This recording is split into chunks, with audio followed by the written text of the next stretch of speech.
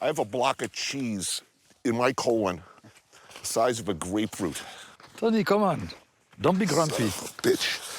Oh, Jesus. Sometimes I don't understand you. I'm so hungover, I just want to crawl into the bushes and die.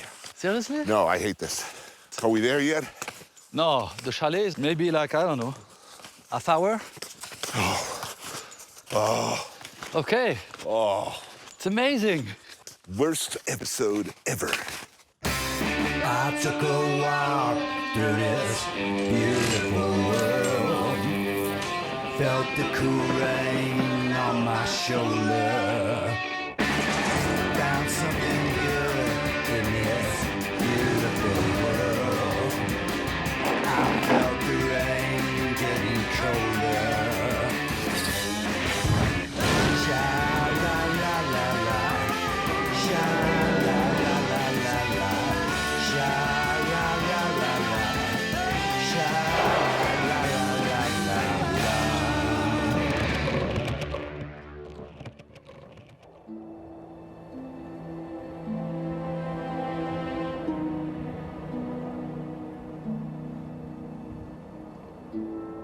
The French Alps. Lovely Italians on one side, but the terrifying Swiss on the other. They're close. Too close for me. A man with an erotic childhood fear of Alpine vistas, yodeling, even cheese with holes in it. But my friend Eric requires payback. I have in recent adventures with him been unkind. He grew up in mountains like this. He's an expert skier. This is like home to him. So I thought it was only fair that he get a chance at payback. I am not a graceful skier, but I am an enthusiastic one. And that's what you come here for in winter and early spring. Some of the best slopes on Earth. Also cheese, apparently. Lots of cheese. Just take your size. Yes. Okay. Mayonnaise, push in the front. What do you think? Yeah, they feel good. That feels Good? good. Yeah. You learned to ski in what? In the Pyrenees, right? Yeah. I learned to ski in New Jersey. It's the same. Yes. That's what I always said. You thought you were going to the moon or what? Hey, warm feet are important. Nothing is more demoralizing than cold, wet feet. You'll be bitching in those things. Yeah, No, man. You'll look cool. This is gonna be like sponges. You wish me bad luck. No, I don't. I just think you should have proper footwear, man. Prior preparation prevents piss poor performance.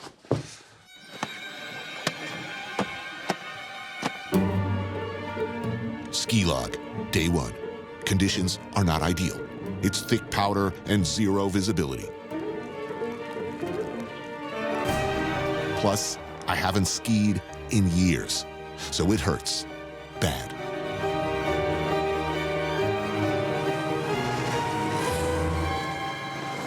But God bless the French, they can't go too long, not even down a mountain, without eating well. I gotta tell you, I'm not impressed with my performance on that hill. I was dying. Today is challenging. I mean, look, it's about 3 feet of fresh snow. The visibility was okay, barely okay. A year ago at this time, I was a killing machine. Now I was like, I was seeing stars. I mean, Oh, it's the altitude.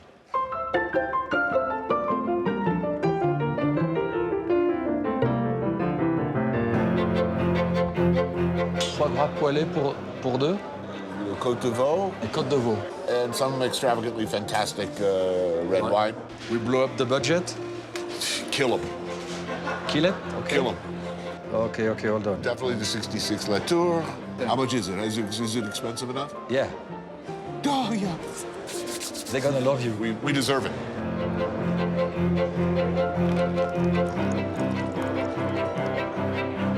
Well, it's good.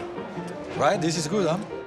Well worth the expense to someone else. This is the beginning. We're gonna have a week of good food, good wines, and ski, right? So what are the spécialités of the region? So they do the raclette. Cheese, You know, like, yeah, cheese. right? The fondue. That's cheese. tartiflette. That's cheese. Yeah. I don't know. Oh, that's not bad. I like cheese. I like stews. They make a lot of stews too. Yeah. Of what animals? Mostly beef. Yeah? Yeah. A lot of cows up here? Yeah. I like cows. To eat. Yeah, to eat, of course. Not much like them personally. Where I learned to ski, we're lucky to get lukewarm chicken fingers and a Bud Light at the lodge. Here, we start with pan-seared foie gras. Wow. That's fancy, huh? All right. I mean, why do you eat that on a ski slope? Seriously. For the main, a loin of veal gently seared and pan-roasted, joined by a wild mushroom sauce and a pretty little medley of vegetables. Whoa. Looking good. Woohoo. How is it? It's really good. It's also, I just wanted you to know, this humanely raised veal, free range, died in its sleep. I disagree with that, but I will eat it. I'm just trying to make you feel better about the world. I'm all over the cheese course like a one-man army. Tome de chèvre, tome de Savoie au piment, fromage de chèvre frais, et crème de reine. That's from like a cow. Everybody has blood on their hands, Eric, everybody. I do too. Right, we all do. I do too. The clothes we wear, the air we breathe, everything we do is built on the backs of suffering people and dying animals. I agree. We wallow in blood.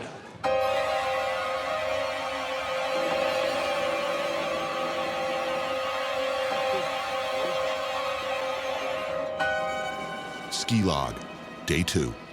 Yesterday, Chef Repair showed no mercy on the mountain. Today, conditions are more to my liking. A small wager might have been made. Loser might have to eat at Johnny Rockets. Today, it is on. Ready? Yeah. 1, 2, 3.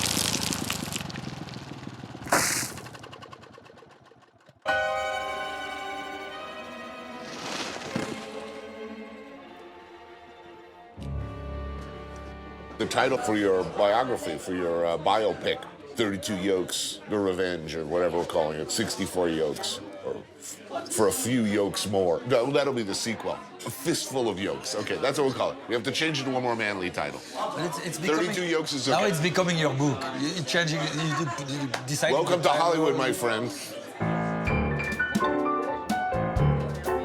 Le Crèmerie, a special place at the bottom of the mountain. Croûte with morel and cream. Lots of cream. I didn't expect that. That's really good. Yeah. I mean, bread and mushrooms, Bread. cheese. There's no meat in this. No, it's no meat. I'm like practically like Gandhi at this point.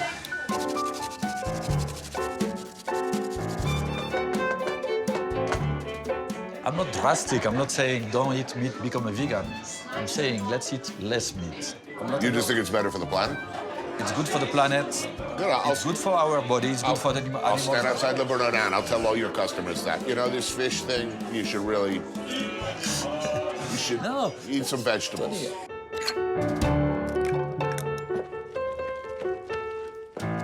Bovine flatulence is a major source of carbon dioxide. Yes. It's the biggest one in the world. No, not the biggest one in the world. Yes, it is. Bovine flatulence? Yes. Bigger than cars, bigger than anything else. See, this is why we should eat meat.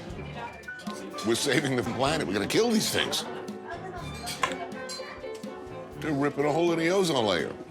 Listen, it stinks. You are a lost case. J'espère que vous avez encore faim parce que la suite. Ah oui, c'est sérieux? C'est sérieux. She said she hopes you're very hungry because what's coming, it's serious. Farcen. I think that means cannonball of goodness in French because it's a big, heavy, albeit thoroughly delicious loaf of potato, bacon, dried fruit, and cream, slowly steamed in a bain-marie. This meal is a foreshadowing of the kind of light spa food that will become a regular feature of our time in the Alps. Whoa. We have to finish that. It's like a volcano. Christ, look at this. You can put dry apricots or plums as well. So it's a bit sweet and salty. Good. It's very good. It's really good. You put that on man versus food, food wins. Can Eric Ripert eat the entire Farcen in 1 hour? If you could save the world, could you eat that? No, if you can save a puppy, could you eat that? To save a puppy? Yeah. The whole thing. You'd eat the whole thing to save a puppy? Yeah. Give me a puppy.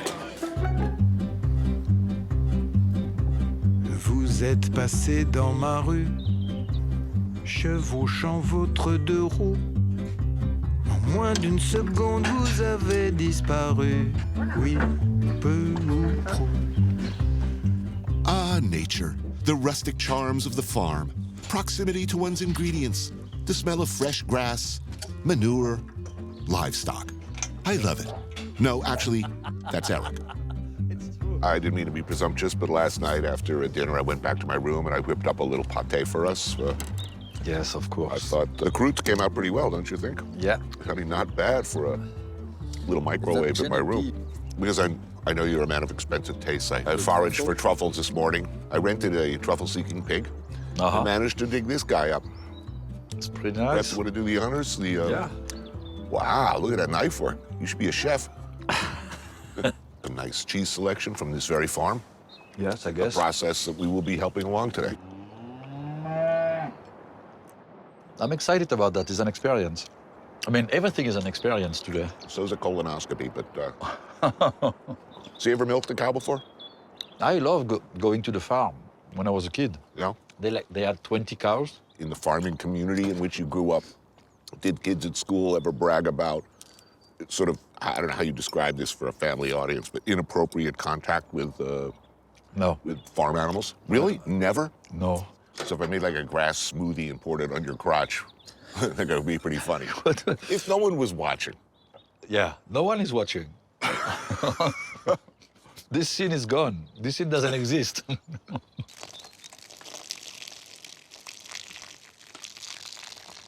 Don't do that while I'm milking you, man. She's like... Now, the milking thing, I have some concerns. I'm afraid. Are you? I'm a little afraid.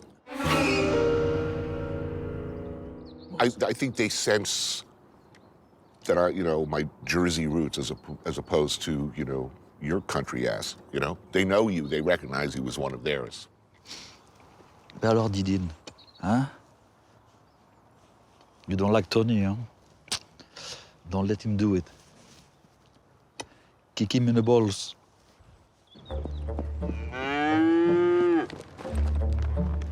I give you $1,000 cash if you can get some milk out of this cow. You'll give me $1,000. Okay, now we're talking, my friend. Show me how it's done, farm boy. Oh, he's gonna show us. Okay. Okay, I can do that. You see how he does? I think so. Okay? Okay? You first. Okay. Oh, there you go. We should be playing like some 70s music, Okay, save some for me. Come on, man. That's my $1,000 going in that pail. Okay, your turn. All right. Watch how it's done. Yeah, cheese up top. Go ahead. Okay. Oh, it's soft.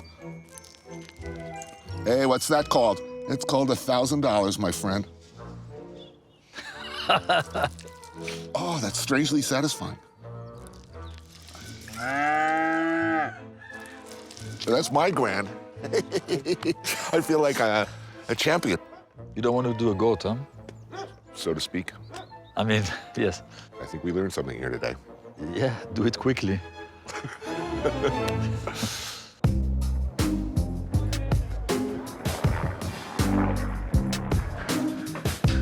Cheese.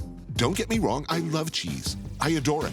But it's day 3 of non-stop cheese, and we haven't even scratched the surface of the many wondrous specialties of the region. Hotel de Bouet has been around for many years. One comes here for the cheese. In this case, the iconic raclette and the equally iconic fondue. Alors, can I have a drink with you? Please. Marianne Chanel and her siblings are the 3rd generation of her family to run this place. So this is a family business? Yes. For how many years? Soon 130 years. 130 years. So in the family the whole time? Yes, it's my great-granddad. Great-grandfather. So you're gonna have to help us. I explain. Finally, raclette. I've been waiting for this. I know. Would you like a direct on your potatoes? Please. Oh, it bubbles. Yeah. Alors, I cut with this part. Oh, man, yeah, that's... Whoa. Vous voulez essayer de la couper? Yeah, man, go for it. You want to try? No, go for it, big boy. All right, Il faut here que we tu go. recules ça, ici, comme ça. Je te laisse faire, hein, je le laisse faire. Okay. Ah, il faut y aller vraiment, vraiment, vraiment, vraiment. I think, no. Is there a future for him in the restaurant business? I'm not so sure. Normal humans do not usually follow multiple wads of oozing cheese melted over potatoes with a molten pot of more cheese. So, you excited? Finally, your fondue? Yeah. But we are no ordinary men. We are titans. We are centurions of dairy products. C'est de la fondue. Let's do the fondue. Do some 8 slowly. Figure 8. 8 on the bottom. You touch the bottom. Maintenant, tu turn like this. Yes, yes, yes. Oh, man, that's good. It's what I said. When you do that to the end of the fondue, Right.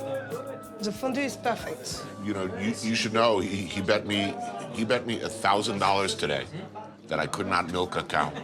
And you do? I did. Yeah. Victory. Look, I know what to do with a cow. I know what you do. You're gonna. You put it in your fridge. Exactly. Right. L'œuf, le sucre, le schnapps et un pichet de blanc. How can you do it? Can I do what? I mean, to be surrounded by this much great cheese, Well, we ate about a pound of cheese each. you're going to have a big cannonball of crap lodged up your butt like a baby head. The size of a freaking baby head. You will understand the agony of delivery. We are not leaving this table. Well, we are, because there's a bunch of drunk, horny mountaineers coming in later. Oh, we're gonna party with them happily. No, because I believe there might be yodeling involved.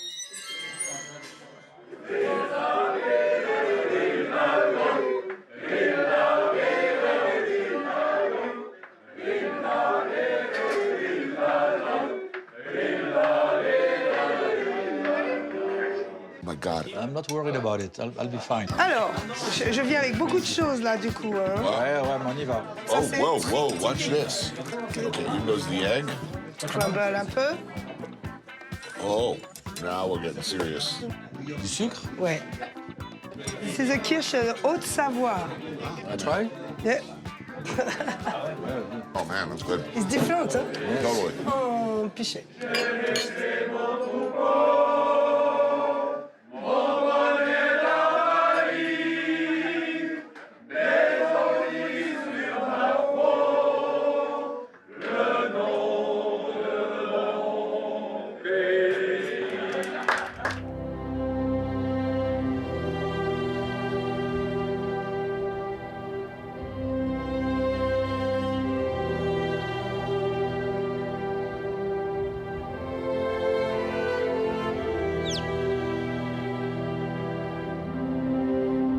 Holy Christ. What? It's flat. We haven't started yet. Why do people do this? You do that to stay in shape, to enjoy nature. This is not a sport. That's a sport, man. This is a death sentence. We came from New York. Look at the difference. It's so peaceful. You gonna go do this in Central Park? Yeah, you can do that Snows. in Central Park. Yeah, But why would you? for fun. This is for fun. We're doing that for fun, Tony. This is fun like chlamydia is fun. We haven't even started to go up. Okay, now that's the real exercise. Ah, hell.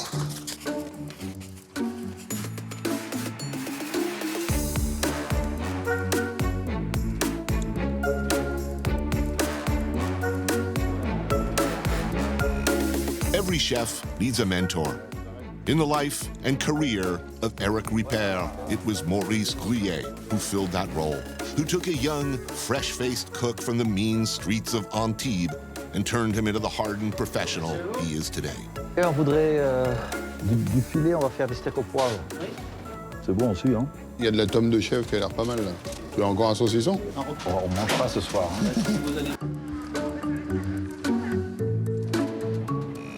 Hey, je pense assassiner Tony. Ce soir serait parfait. Comment veux-tu t'y prendre? On pourrait l'empoisonner. Nous devrons faire attention de ne rien manger. Peut-être que tu as raison. Ce serait plus facile de lui trancher la gorge.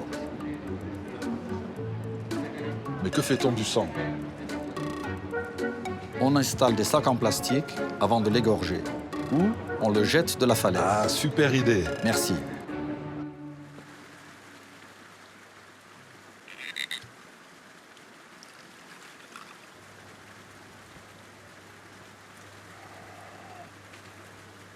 Breakfast. Bonjour. Bonjour. Bonjour.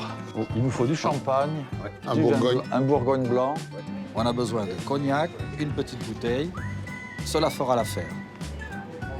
Cela complétera parfaitement l'assassinat d'un animateur d'émission télé. Donc nous avons notre cognac, champagne et le garrot. Ouais, ça va. À la santé de Satan. Qu'il règne pour l'éternité.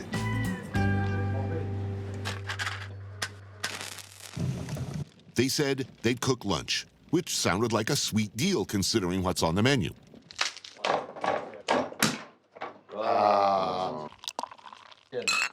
Start with heaping spoons full of the finest Osetra caviar. So, when you work for Maurice, on a scale of 1 to 10, how good are -2. -2? And you only ended up in the kitchen because you were such a shit waiter, right? Yeah. No, but I wanted to be in the kitchen. After graduation, I was in Paris with my suitcase. I was 17 years old. And then I see that guy. Maybe some asparagus, upon which one nestles a poached egg, a freshly frothed sabayon, and an obscenely generous pile of black truffle shavings. I like a lot of sabayon. Egg on egg, man, nothing beats it. It's ridiculous. I don't know why people mistake me for you. Because they see us on TV together, we both have the white hair, and people can say, oh, I love your restaurant, it's so good, La Bernardine. La Bernardine, I love your restaurant, it's great, the fish, it's wonderful. You know what I always say? No, I always say, you know, can you believe all our fish is frozen? No, he does. He's not joking.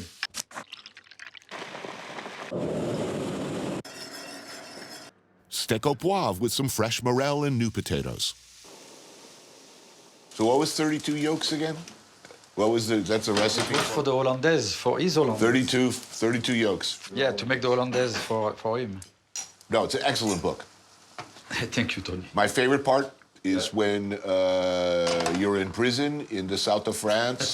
They force him to bite the heads off live chickens for the amusement of the other convicts. We did, that was a good scene. Or was that Midnight Express? It was Midnight Express.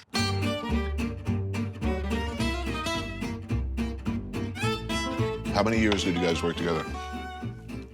Actually, a long time. From day one of my career to when I left to America. Very long time. Why did you go to America and leave your ancestral homeland? Robuchon sent me to America. I wanted to go to Brazil. And then he looked at me and he smiled and he said, I can send you to Brazil. You're not going to cook anything there. Right. Actually, Robuchon helped me to come to America. He found me the job.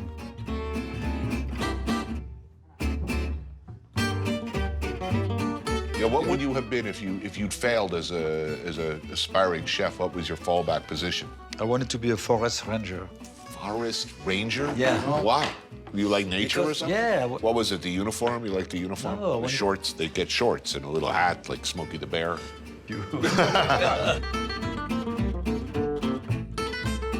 But you're not an outdoorsman at all.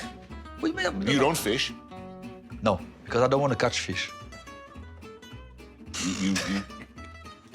We'll leave that where it is. Yeah. You probably killed more fish over the telephone than... A good fisherman. They are dead already. No, they killed them for you. Don't say that. Ah non, non, ça va. You're like Scarface. Don't say that or I give you a lot of salad.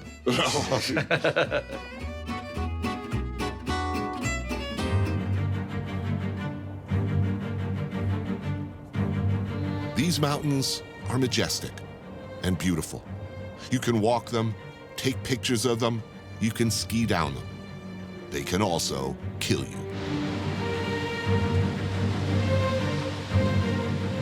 So when shit gets bad and you find yourself a tangle of busted bones and torn flesh, having slid off a lonely high-altitude piste, it's people like Laurent Langoisseur of La Compagnie du Mont Blanc who come and save you. Sonia Popoff works for Peloton de Gendarmerie de Haute Montagne.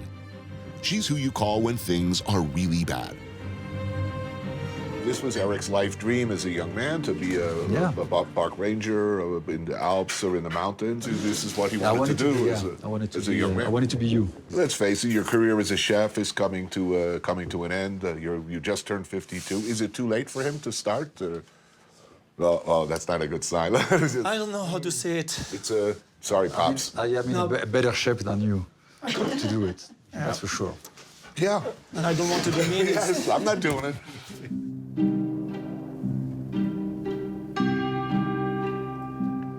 So what's the most common injury? So a lot of knee and shoulders, dislocated shoulders. Head injuries? Concussion? Concussion? Yes. I mean, I notice, you know, there's a bar here. I mean, how stupid do people get on a mountain? You would be very surprised. We see people not trained, not well equipped, following like ski tracks that get them to crevasses, glaciers, crags. Right. So if he drinks 2 bottles of Genepi and he goes off-piste and falls into a crevasse, dislocates his shoulder, breaks his knee, and Why me? And has a concussion. It's a hypothetical question. Okay. So, okay, hypothermia is setting in. Your ACL and your meniscus are both completely shredded. Oh. And you're all messed up from a concussion. What is the thing I should do? Should I ski to the bottom and talk to someone? I call my cell phone? First, I call the production company and tell them we need somebody else for the rest of the show. He's such a nice guy. To answer the question, there is something today we use more and more on the people's cell phones. Oh, find my phone. Oh, I don't know. Find my corpse. Phone. Just ask the people, okay, go back to your phone. Yeah. And there's a GPS inside it, and it tells us exactly where to find you. Avalanches happen here, frequently. Laurent and his rescue squads are here to prevent them before they occur, if possible, and if not, to find you and dig you out. Allow us to demonstrate. We bury our local contact bullet under the snow. Search dogs, hopefully, will find him before he becomes a corpsicle, and our production insurance becomes unsustainably expensive.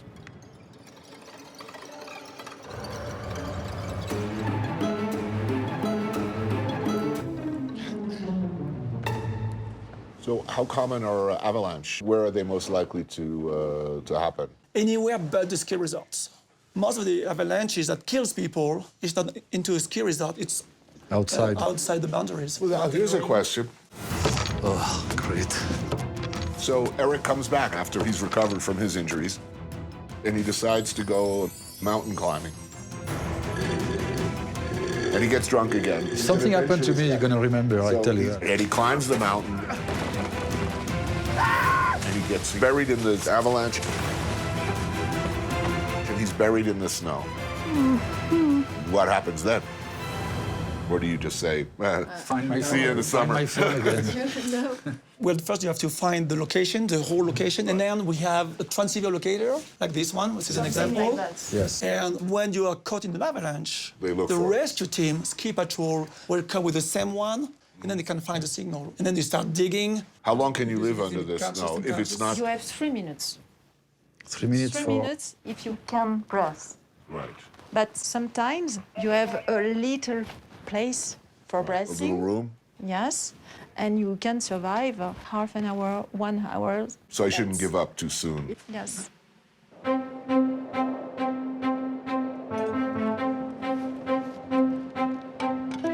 Allez, je me rapproche de la zone. Et Nounouk, on va chercher le monsieur. On va chercher le monsieur. Allez, en avant, cherche.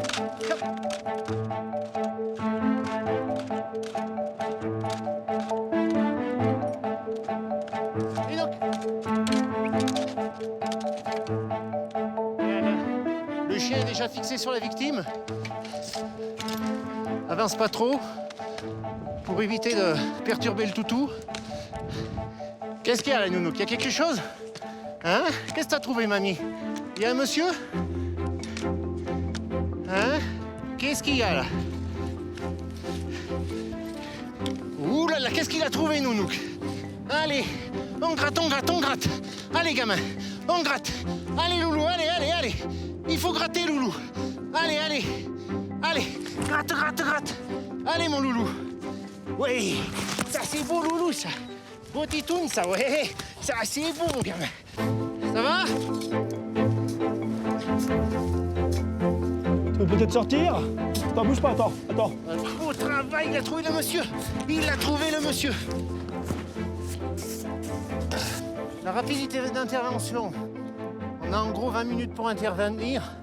Au-delà des 20 minutes, les chances de survie de la victime décroissent énormément. Bon, la victime est indemne, donc ça va, on peut la sortir comme ça. S'il y avait une traumatologie un peu plus importante, il aurait fallu la médicaliser un peu plus correctement. Oh, ça c'est beau, ça, oui. Oh, que ça c'est beau, Titi, ça. Oh, il a trouvé le monsieur. So why did you choose such a dangerous and difficult area of medicine? I mean, you could have a nice practice in Paris, people have headaches. It's difficult to explain.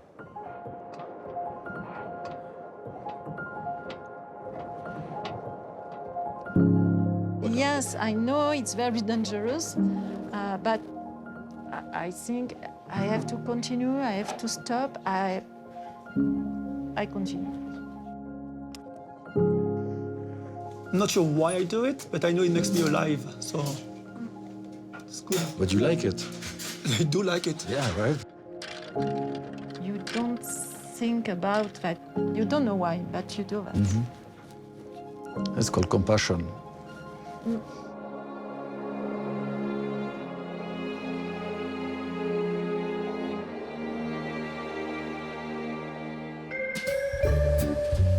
La France. I love it, and God knows I love the cheese here. But a brief respite is needed from the torrent of dairy products. Perhaps I thought a short hop across the border to Italy would be a good idea. I want pasta. Maison Rosé has a long and storied history here in the Aosta Valley. Our host, Jean-Marie Christie, grew up in the region. I love it here. I'm so happy to be in Italy. I feel a little treacherous to deny my own roots because I have zero Italian heritage, as far as I know, zero. But I just love this lifestyle, this food. It's just great. Well, cheers. All right. Cheers, guys. To Italy. Santé.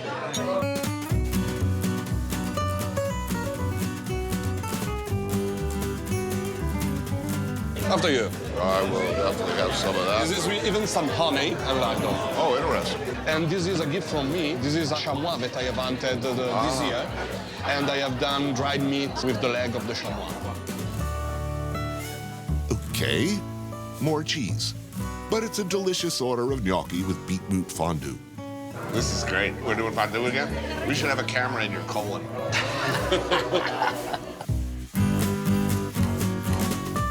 Ravioli with tomato sauce.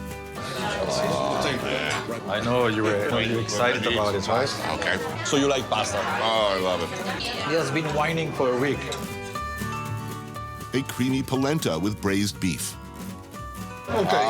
And this is that's exciting. carbonara, one of the best you can find in Aosta Valley. Which meat is this one?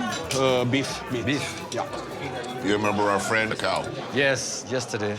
She was cute. Did you see the connection in between her and I yesterday? Like she was... Yeah, she had her nose right in your crotch. So what is this game we're going to play today? Oh, it's called Fiole. Fiore? Fiole. This game is difficult to describe. I gather the idea is you try to hit that tiny polished stone with that stick as far as you can. I do not think I can do that. Oh, man. I can't do that. He wants to hit it as far as he can. Exactly. It's really simple. This looks hard. You have to lick the stone. Did you see? They lick the stone so it sticks to the big stone. Ooh, this one is good. Yeah. I'll tell you this, it's better than golf. So you don't love golf? I hate golf. I want to try. Okay. I want to try one time. Yeah, I want to do it one time. So I bet you $1,000. Trying to find out. $1,000. $1,000, you can't get it across the one. I'm fine. I have nothing to lose. Well, yeah, $1,000. No.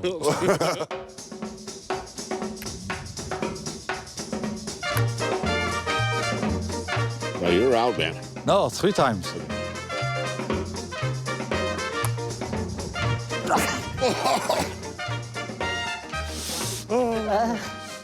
Oh, jeez.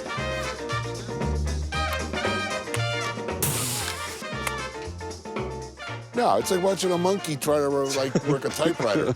Look, I don't know even why you'd even. Silent, please.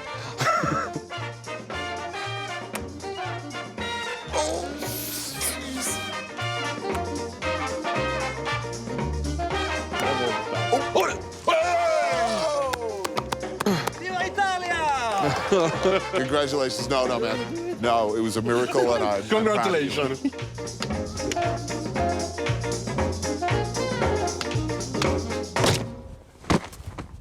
I think that's called a foul ball.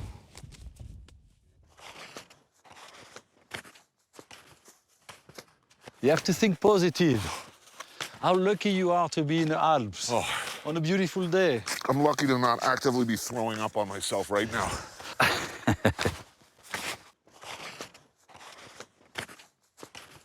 You know, you have to enjoy little things in life, right? I do. I mean, this is a special moment. I do. I will enjoy the minute I don't have to do this anymore. Oh, come on, man.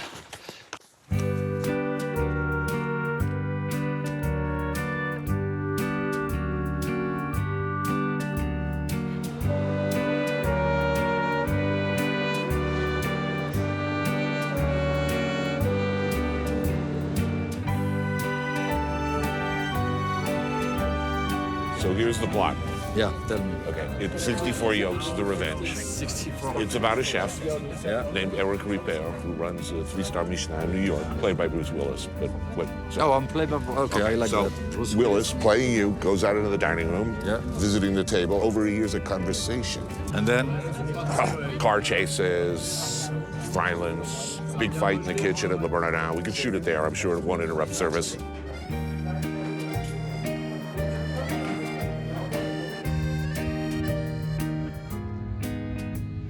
Holy cow. Oh, it's unbelievable.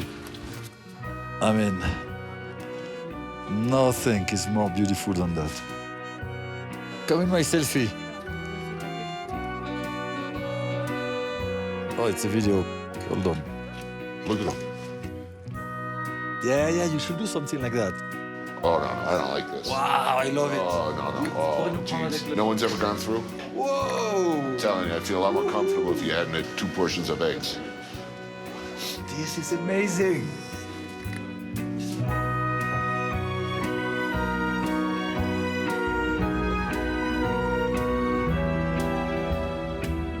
When you kill people in the film, you always have like some little catchphrase to do with food.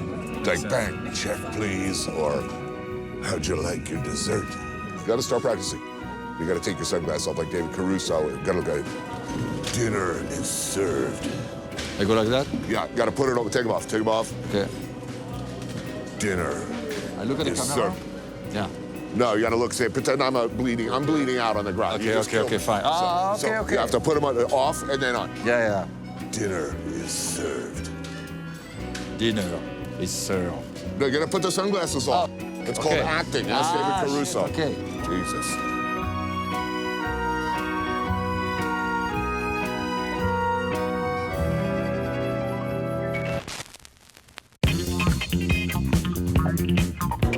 In a world where the price of dinner could be your life, one man, one chef stands alone. Ben, pick up. He just wanted to cook. But they wouldn't let him.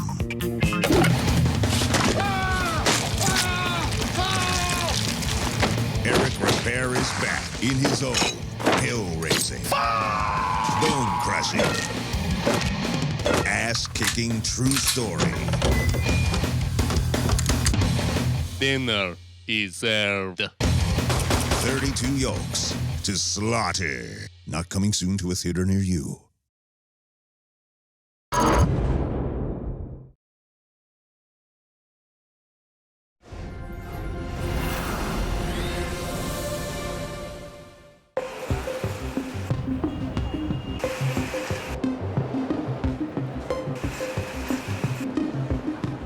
Spotless, efficient, safe, protected, controlled. A utopian city-state run like a multinational company. Welcome to Singapore Incorporated.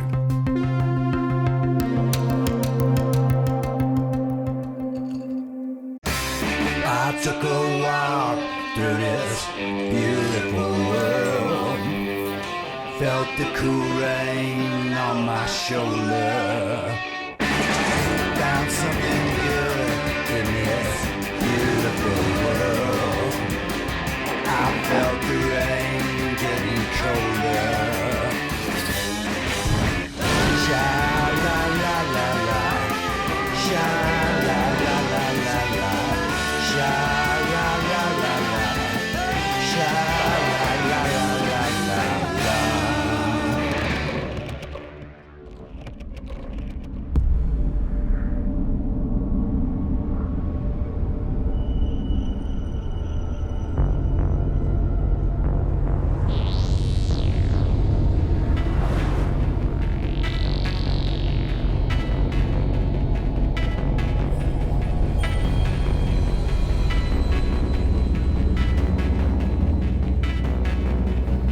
Singapore. One could be forgiven for thinking it's a giant, ultra-modern shopping mall. An interconnected, fully wired, air-conditioned nanny state, where everything is beautiful and nothing hurts.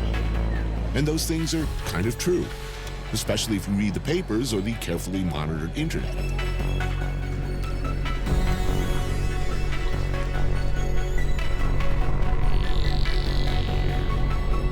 You look around the litterless streets where everything seems to work just fine, and you think, or you could be forgiven for thinking, gee, maybe a one-party system is just what we need.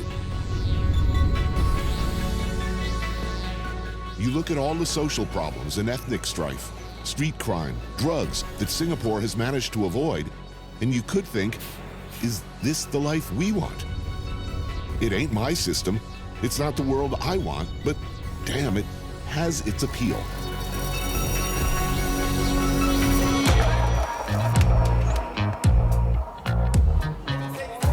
Hi, this is Singapore. You like it? Jam-packed in between the carefully feng shuied architecture, the skyscrapers and office blocks are rich, deep, very old, and deliciously funky remnants of the old world. Chinese, Indian, Malay, and a culture that still cherishes the joys of a simple good thing. A lot of national foods you can get in Singapore. What's your favorite? My favorite is, in Malay, I think you don't know, we call it mee goreng. That's your favorite Malay dish. What's your favorite Chinese dish? Chinese Hokkien mee. Hokkien mee? Hokkien mee. Sometimes chicken rice. Chicken, of course. Yes. And how about favorite Indian dish? Definitely nasi biryani. You know that? The biryani. Yeah, biryani rice. You got it. Sungai Road, right? Yes, yes. Yeah, that's the best lock size on Sungai Road. It's funny, I recognize every place here by food. Tony, how are you? Looking good. My brother. So what blows you back to Singapore, man? You know why I come here. I come here to eat. I live here to eat too.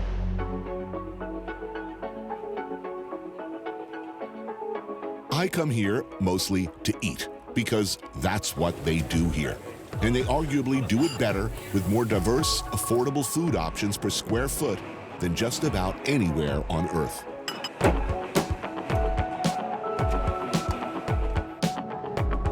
My godfather and mentor for Singaporean street food has always been and remains KFCito, the guru behind the Makan Sutra food guides and an advocate for the kind of democratic, affordable, casual chaos of the hawker world. This is the dry one. Thank you. Thank you, enjoy. Thank you. Okay, so wet and dry. Wet and dry. When the heat gets to you, a bit of broth. 545 Huampo prawn noodles for prawn mee seemed a good place to start. We are here because Ray Fang, this girl who served us, she's one of the new heroes, the new generation heroes that's out to protect and preserve our food culture. You know, I've been talking about continuity for the longest time. I mean, I know you want to see traditional recipes and preparations preserved. I'm here to preserve what's traditional, what's progressive. Progressive heritage food has a space. But if you're too creative with your stuff, you start putting truffle oil and this kind of stuff. Well, that's wrong, always. Creativity is not a flavor, Tony. Most hawker stalls are family-run operations, and Huampo is no exception. What's unusual is that Li Rufong left her white-collar job to work alongside her parents, bucking a trend that has left the hawker centers with an aging workforce, unable to replenish generations of expertise with new blood. If you look around, Tony, you look at all the hawkers, more than 70%, 80% of them are 50 and above. So the tipping point will come where everybody just give up their stall because their children have gone to university. They've told them, yeah, go be a doctor, lawyer, go be something else other than hawker. But the Singaporean government wants to build more stalls, more, better, modern. 20 more hawker centers like this. 20 more hawker centers? Which I said, where the hell are the hawkers coming from? Well, that's a good question. Yeah. Where are they going to come from? There's a lot of insinuations of an answer, but no true answer. I mean, the answer is not from Singapore, right? They're going to have to come in from China. For the 15,000 or 20,000 food stalls like this we have in Singapore, if it's public run like this, you can't hire foreigners. It's meant for Singaporeans. But isn't the beginning of all of this was people from China, India? That's why I keep saying.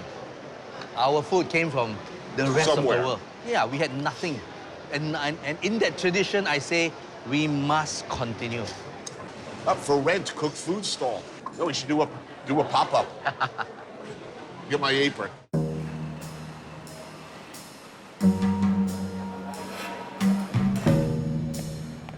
Stamford Raffles arrived in Singapore in 1819 with the British East India Company, establishing it first as a trading post for the British Empire. Soon thereafter, Singapore grew, quickly becoming an economic hub and regional capital for the British Empire's new colony on the Malay Peninsula. After World War II, Singapore clamored for independence, first becoming a part of the Malaysian Federation, then a fully independent state in 1965. Helmed by its first Prime Minister, Lee Kuan Yew, tiny Singapore famously went from a third world outpost to a first world nation in a single generation.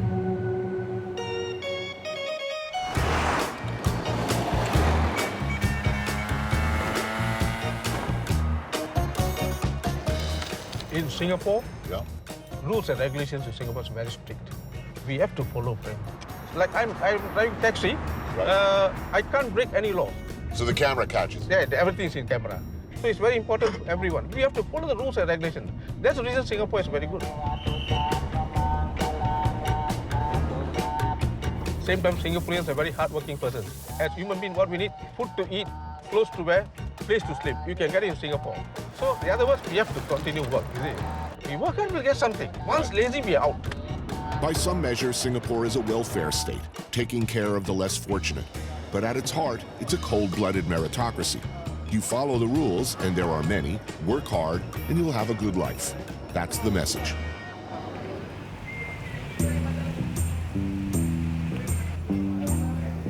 And we are starting to define the definition of success. I think before we are very clear with the 5 C's: car, condominium, a credit card, cash, and career. Wow, that sounds fucking awful, dude. Yeah, dude. I mean, I grew up in that idea. I grew up that's not good. Yeah, exactly. That sounds kind of depressing. I know, but that's the past, I think. The Muslim Quarter, just following afternoon prayers. I'm here with Najib Ali, the Singaporean Malay entertainer and producer. Yeah, okay. Oh, looking good. This is it. So this is a lontong, and this is mee siam. Oh. We're having wonton, rice cake, coconut gravy, vegetables, and a hard-boiled egg. And mee siam, fried rice noodles with chili paste, prawns, bean sprouts, and a spicy sweet and sour gravy, fried bean curd, and an egg. They're delicious. I mean, we like to make fun of Singapore in the West and call it Disneyland with the death penalty. And we're skeptical, of course, of one-party rule. We're skeptical of constraints on freedom of the press or the things you can't do. Yeah, you can't, yeah.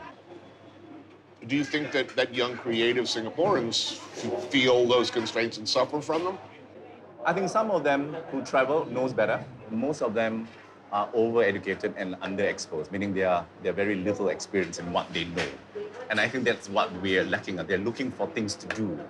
And the problem with this is always that we're living in a small country and we have nowhere to go, and where do we experience this thing? If you're a New Yorker and you don't like the city life, you say, shit, I'm not gonna... You can say shit on the show. I'm gonna take this. I think we have 2 more on this hour.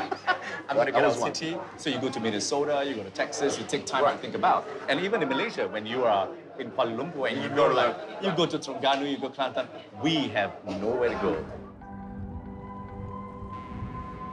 Not only is Singapore a small city-state, a little more than half the size of LA, but there's also a pressure of a kind from a big brother government who's always watching, however benevolently one might think.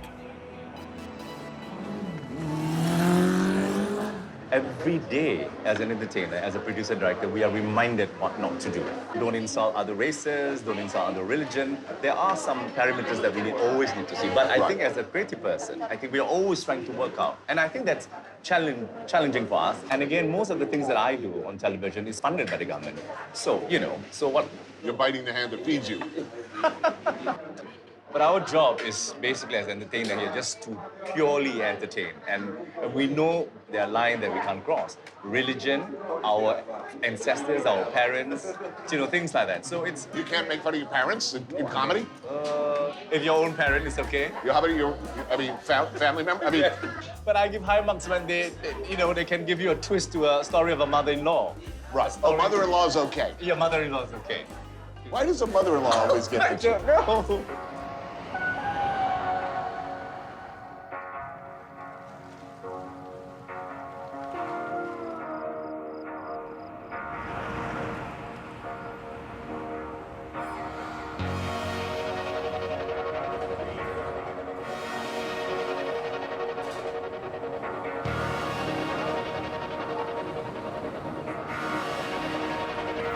So on the basic level, Singapore works in so many ways. Security, your family, education. Housing. So housing. So in a way, you're kind of numbed into thinking that, you know, everything's wonderful.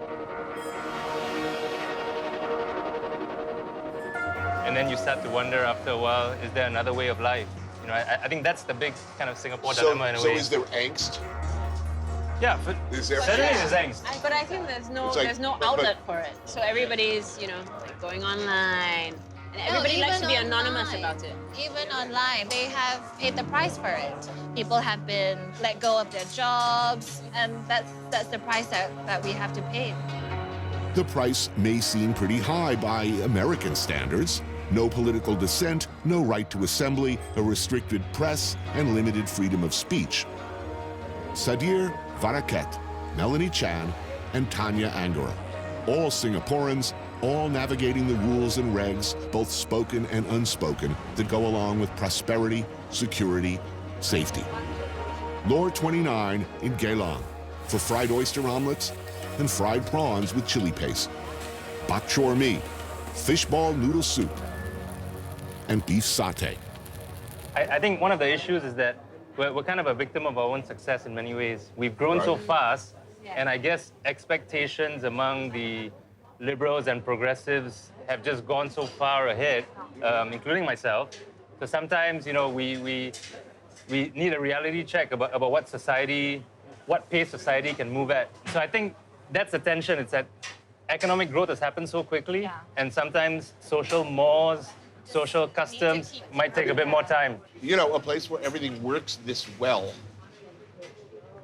and a system so seemingly different than the one we are taught to venerate. But that's genuinely confusing. So what's the best thing about Singapore, and what's the worst thing about Singapore? I think best things are tolerance and efficiency. But you know, if you just look around us right now, right, you know, there's like a mosque over there, there's a Buddhist temple over there, there are like a bunch of brothels over there, prostitutes walking the street legally, they're regulated by the government, and everybody has kind of accepted this quid pro quo situation, and it somehow works. Okay, you were shaking your head though on something you were saying. No, I agree, but to be feeling so secure and the security of it all, I think that's priceless, you know? It's like, I'll do what I have to do to be able to afford to live well here. I'll work hard, I'll tolerate, and, you know, and even then, it's not that bad. When it comes to me voicing certain things which maybe the government doesn't agree with, I feel I have outlets that don't have to be public, right? Okay. And I'm okay with that. You talk about feeling safe. Yeah, as a security. woman. Do you feel respected? Definitely. I do. Do you feel that there's parity for women and you are paid and treated as well as men? Yes. Yes, I think so. Yes. You know why? I think that's because of maids. What are maids? Maids, as in helpers. Maids. Helpers. I think you'll find, like, actually, if you look at Singapore, a lot of women are in the workforce. And the reason why that is so is because everybody's got a maid looking after their child at home. So maids are kind of like the opiate of the masses. That's what But an opiate keeps you slothful and laying home on the couch. Exactly. But if you have a maid, you're saying it frees you up to join the workforce. Frees you up, but it also means that my husband now, he doesn't know how to serve himself water. Yeah. He goes, water, like that. Laundry? Sorry? Can you do laundry? No. Lawn what? Really? No. Does anyone here know how to do laundry? We know how to kind do of, it. in theory. No, We haven't the done guys it. do because No. we did 2 years of military service. Listen. But the girls are pampered. Oh, please! When's the last time you did laundry? When's the last time you did? My maid was gone. 4 days ago. 4 days ago? Really? Yeah. What, you sent it to the butler? No. I enjoy doing laundry. Yeah. I live by myself in New York. Yeah. And I have to tell you, maybe it's a sickness, maybe it's a weird thing. I enjoy throwing my clothes into the washer and then moving them to the dryer. It's a process that makes me feel very satisfied with myself. Therapeutic. No. I feel very self-reliant. You know, listening to you people, I got to tell you, I want to like go out and join the Communist Party. It's like bourgeois, man. You're living off the labor of an oppressed underclass. Yeah. I'm gonna start my own cell. I'm just fucking with you.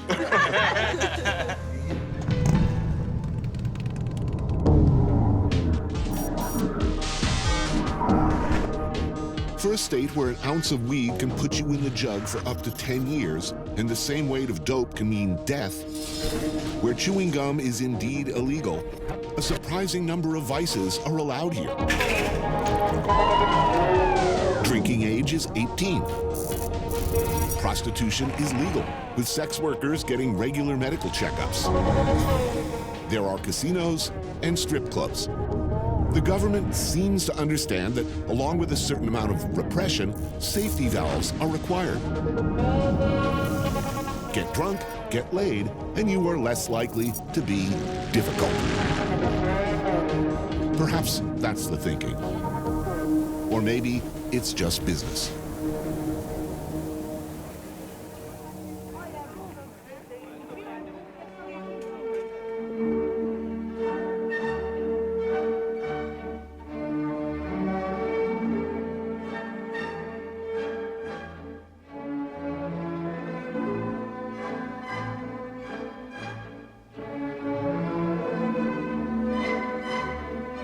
To many, Singapore is the land of opportunity.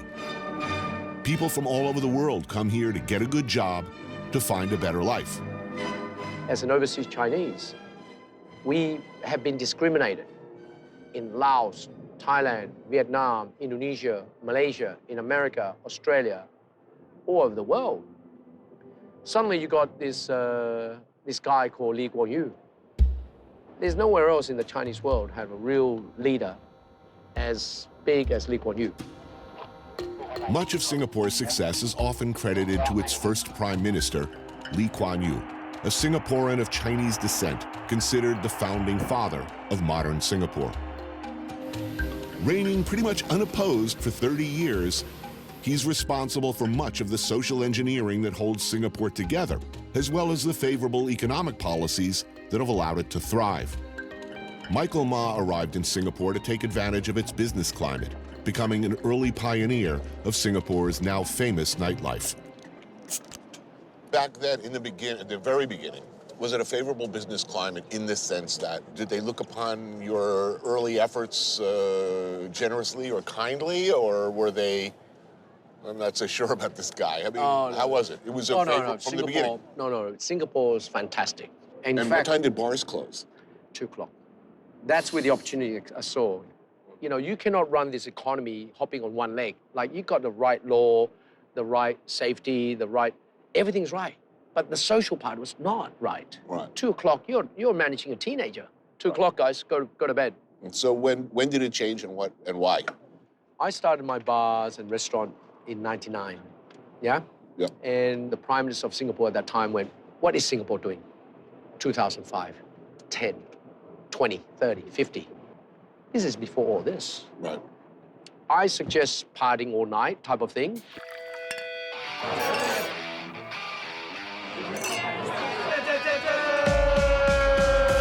Welcome, Singapore. Come enjoy with us. I'm not very smart, so the only way they got me through university is just to throw a lot of parties. You know, I was good at throwing parties, but now I get paid to do it, which is even better.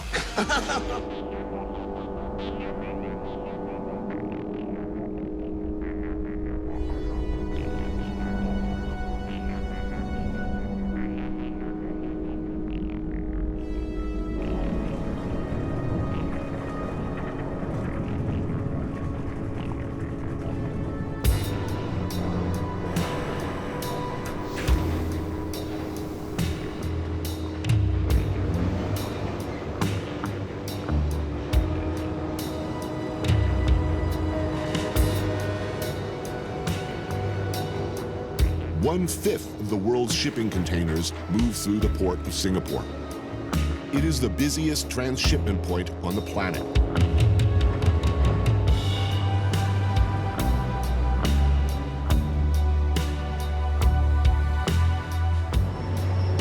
Singapore has fully embraced globalization. And that's proved, in their case, very rewarding.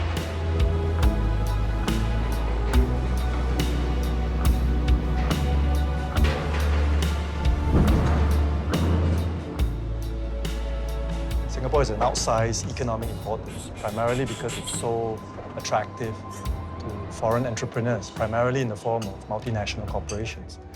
So right from the start, the economic strategy was always to attract foreign capital.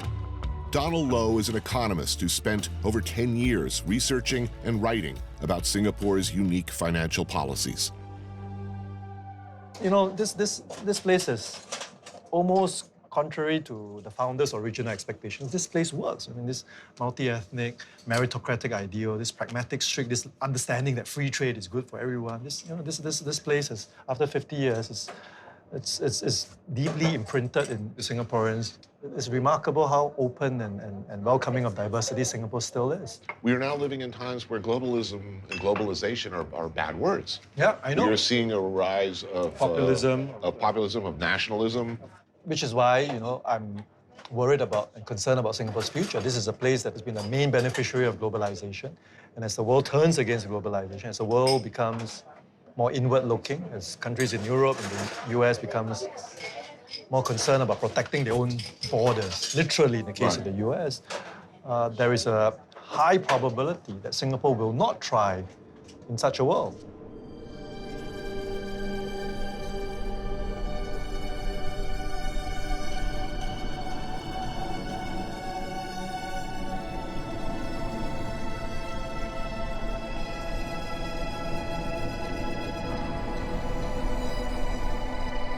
A lot of social engineering has been superimposed to hold that together, and I think what a lot of Westerners who come to Singapore come here skeptical are often reluctantly pulled into the inescapable conclusion that it seems to work. It seems to work. But of course, the post-independent Singapore government has been often accused of being extremely keen and extremely competent at social engineering. Of course, the most powerful instrument of social engineering is public housing.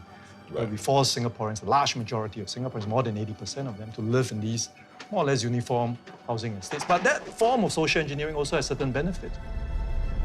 Unlike most of the wealthy developed world, there's universal health care and little to no homelessness in Singapore. The country's public housing policy provides an astonishing 80% of Singapore's 5.6 million people with affordable homes, with 90% of the population owning their own home. Singaporeans would be hard-pressed to name a neighborhood that they would describe as a slum. They'll be hard-pressed to name a neighborhood where they'll say, oh, the people here live in relatively deprived conditions with poor schooling and poor amenities. I mean, most of Singapore feels, I mean, even though economic inequality is high, income inequality is high, you don't see it in the public housing estates. Right. I mean, it's a picture of general equality.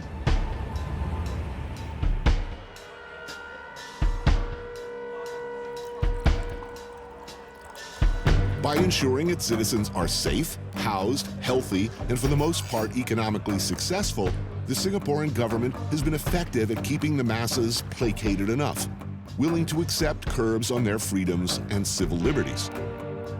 Do you think that the Singaporean success story is a rebuke to American Western values in some respect? No. I mean, is free speech overrated?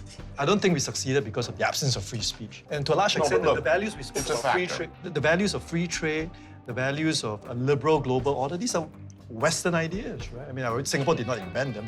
The Asia did not invent them. It shouldn't work. Harmonious society. It hasn't really worked like this anywhere else, and yet it works.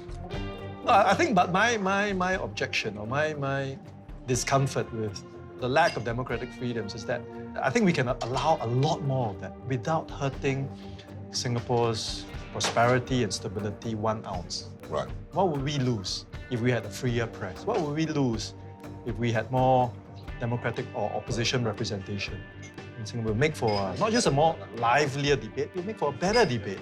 We may well arrive at the conclusion that the current dispensation, the current order, represents the best possible society for Singapore. But let's have that debate. I mean, it's a horrifying thought. But what if, It's what possible. It's possible that the human mind, that the average citizen cannot deal with that much diversity, that we need these curbs and restrictions on our freedoms. Is that What not if free speech is like is bad? It's like a drug, right?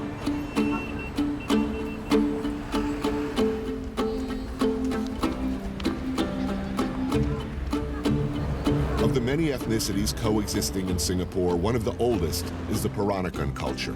Straits-born Chinese who immigrated to the Malay Peninsula in the 16th century.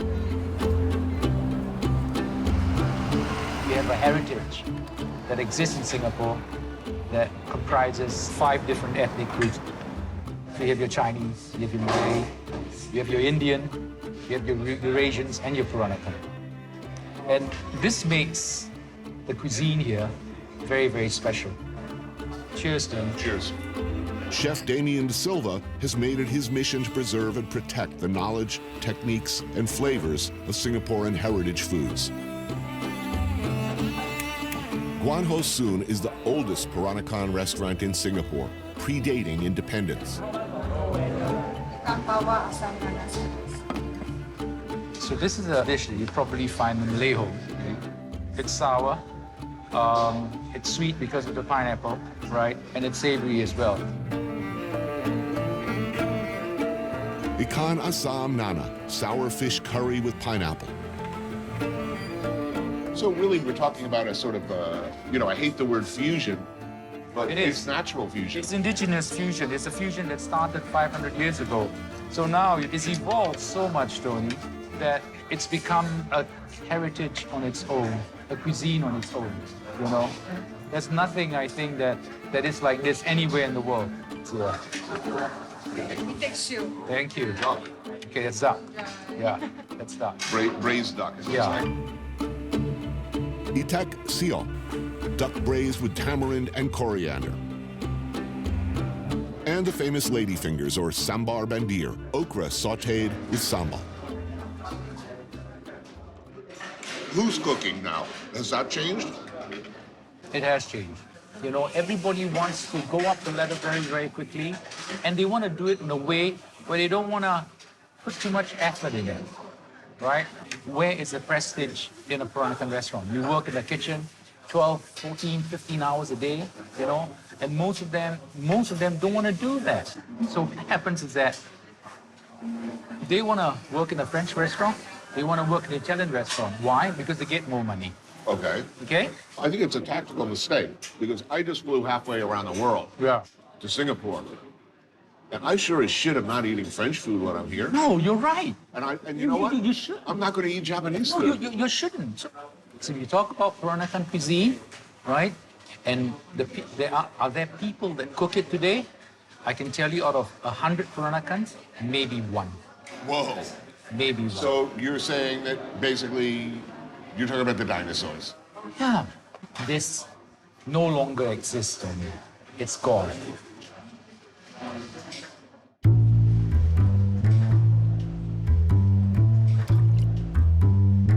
One of the things I admire about Singaporean food culture is that people are very passionate about food.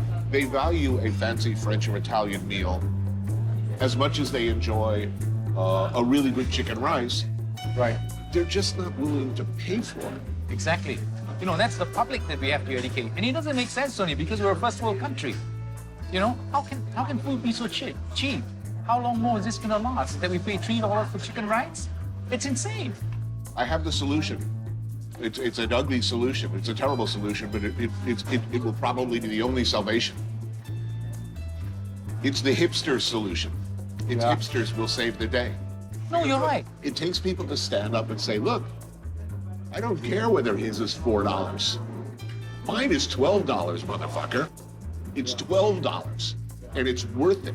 But to go and work in a restaurant, 16 hours a day, 7 days a week, that needs someone who's not passionate, but a little bit mad. Yeah, you're telling me. A little bit mad. Cheers to that.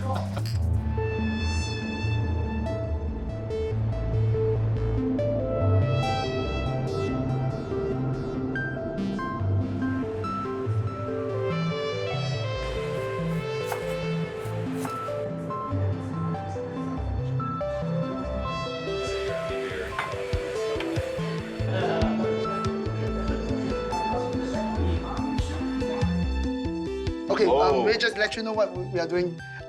This one of dish, right, is my dad's recipe, Hakka recipe. So it's pig trotters with black vinegar. Yes. And this is my mom's recipe, Hainan mixed vegetable.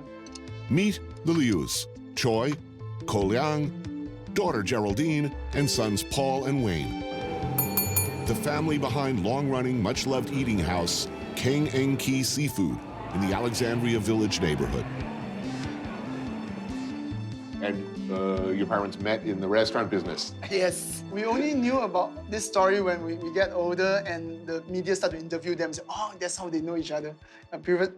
We are typical Chinese. They never talk about how they met. Yeah. In the beginning, when they're working at your mother's parents' restaurant, and then in the beginning of their eating house, how many hours a day did they work? And how many days a week? How many days vacation? 2个礼拜就是一天哦。2个礼拜时间，那一天做几个小时？一天差不多12小时吧。大概12小时。12小时。12 hours per day, and then he gets 1 day off every 2 weeks. That's hard. The sauce must work with the rice will be perfect. Thank you. Oh, it's fantastic. Wow, that's good.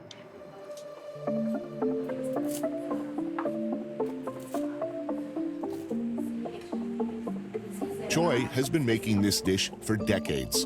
Pig's feet cooked slowly in black vinegar, ginger, dried chilies, and assam. Chap chai is a Hainanese family favorite.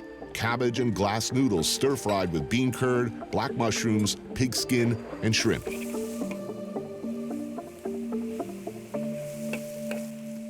Now, I've been speaking to a lot of people who talk about how Singapore loves its hawker culture, it loves its food, but the general story is the first generation starts a hawker stall, they get successful, they send the kids to school, and they tell them, I did not work hard, so you could go into restaurant business. My dad and mom say the same thing, like, don't come into business. Get a 9 to 5 job. Stay in the air conditioning room. Many of the people I speak to are very sad that these original recipes and preparations are disappearing. You know, other than this wonderful family, who do your parents think will keep these traditions alive? My mom was saying, like, now that the government encourage a lot of young people to preserve our traditions and all, so I think she believe and hope that 10 years down the road, maybe more people like us or younger generation will go and take over the business. Right now, Win's eldest daughter is 14. Yeah, we are making sure she help out in the shop on weekends. So to let her understand, it's not easy to earn like. But would you like your child to stay in the restaurant business? Yeah, so if they're really interested in this industry, why not? I will just, yeah. You say yeah? Yeah, yes. This is so good, by the way. It's delicious food. Mm.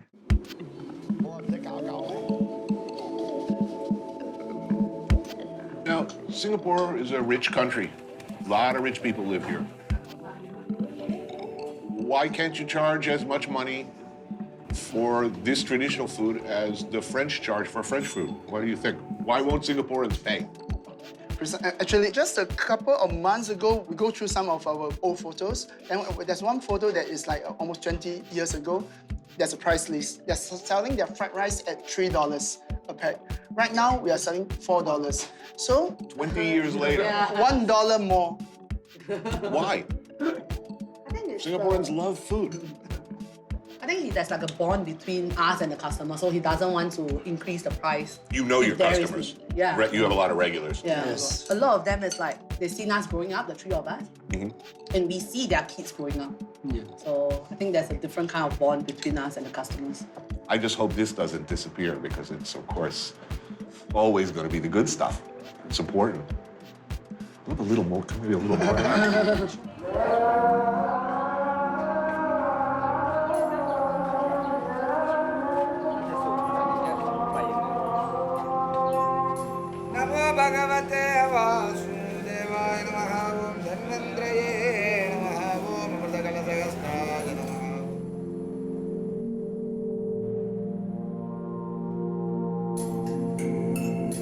Singapore is a multinational society.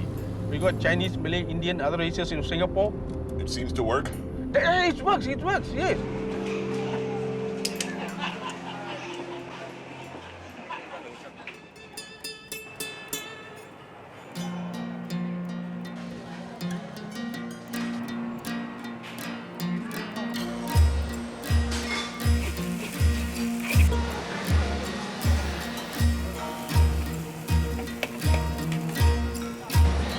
One last trip straight back to where it all started for me.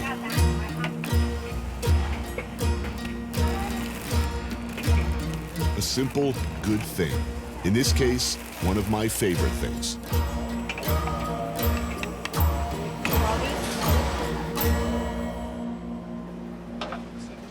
Here it is, the mighty char kway teow. Ordinarily, this is a breakfast. I eat it every time I'm in Singapore. It's just about the unhealthiest breakfast you can have. I mean, it's literally like lard, crispy lard bits, healthy cockles, shrimp paste, and a whole lot of noodles. And it's like legendarily fattening, originally created for to feed laborers. So, it ain't pretty. Not the healthiest of breakfast, but delicious. Mm. You're looking to fit into that silver lame Speedo, this would not be option one. Oh, man. Problem is, you eat this surrounded by all these sort of wonders of Asia in the food court here, and after this, you're kind of done. I don't know how anybody works after this, frankly. Once in a while, you hit a little piece of crispy pork fat. Well, my work is done here today. Why?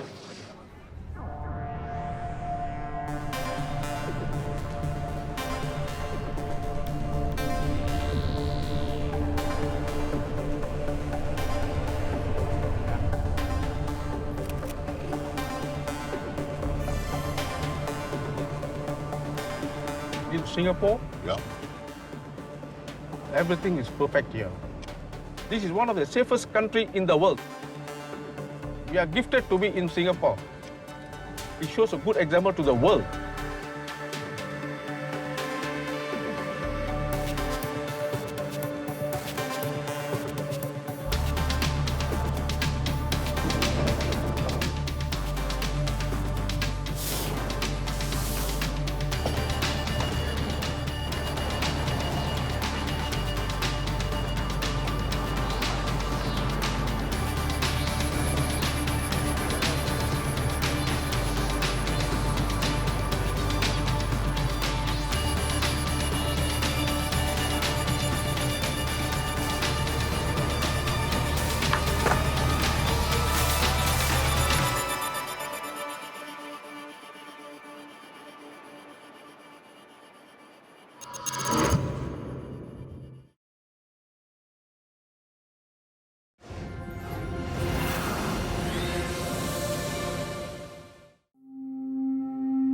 In September 2017, Hurricane Maria devastated the American island of Puerto Rico. At the time of this writing, 12 days after the hurricane, almost 95% of the island's residents are still without power, and close to half don't have clean water. Just months prior, we shot an episode there hoping to capture the staggering economic crisis the Puerto Ricans were already dealing with. So now we have to ask ourselves, can the island ever rebuild? And what is our responsibility as Americans in making that a reality? I took a walk through this beautiful world. Felt the cool rain on my shoulder.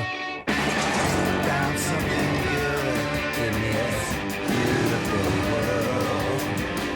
I felt the rain getting colder.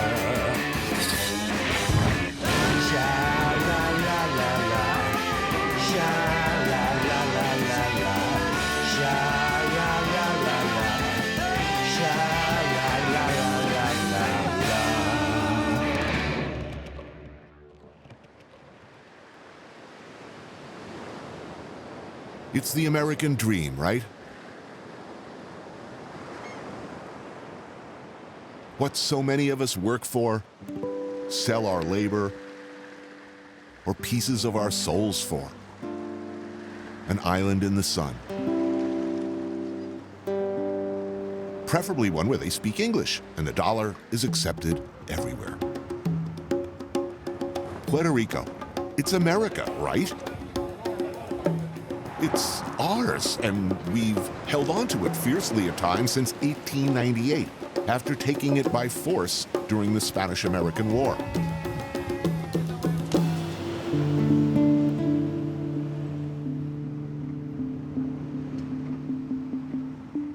I want to take you to one of the worst performing economies in the developed world. $73 billion in debt. The employment rate is only 35%. Highest sales tax of any United States jurisdiction, 11.5%. 45% live in poverty. Biggest municipal bankruptcy in U.S. history. Over the last 10 years, more than 5% of the population has fled.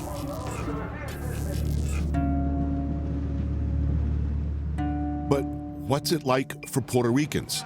For the people who live here, whose families have lived here for generations? Many have left for an easier life in the States. More keep leaving, but not all. What do you write about most of the time? What do you cover? Right now, I'm covering a lot of politics. Journalist Hermes Ayala is one of those diehards who's sticking it out. The more I've done investigative and political journalism in Puerto Rico, the more I feel a responsibility to stay here and help out my nation.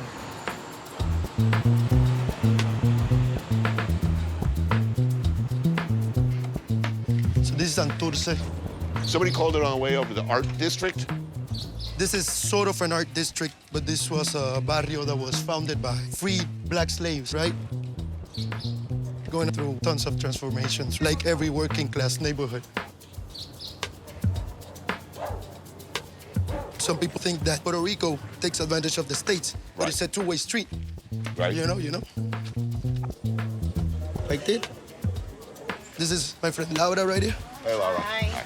How are you? Johnny. Like everyone here, Hermes and fellow journalist Laura Moscoso are trying to make sense of a situation that seems Kafkaesque at best.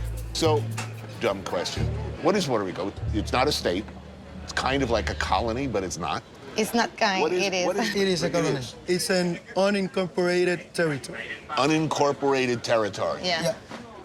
So, what's that? What is that? So we're still trying to figure out sometimes, What do you say the majority of Puerto Ricans consider themselves Americans, or do they consider themselves Puerto Ricans, or both?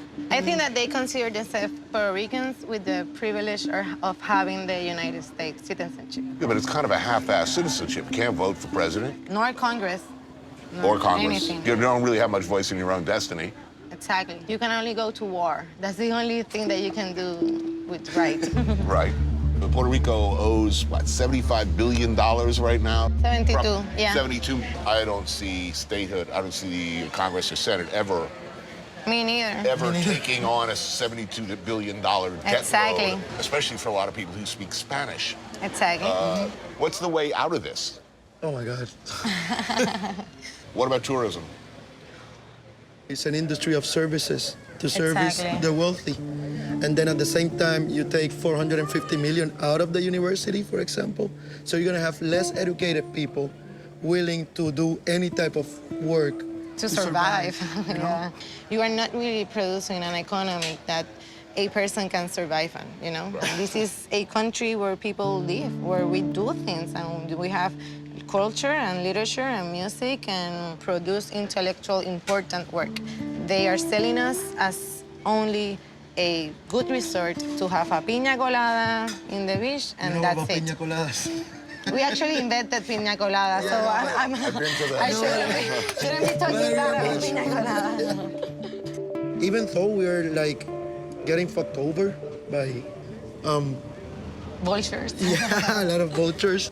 The people of Puerto Rico are good people, and I think that we're gonna get past this.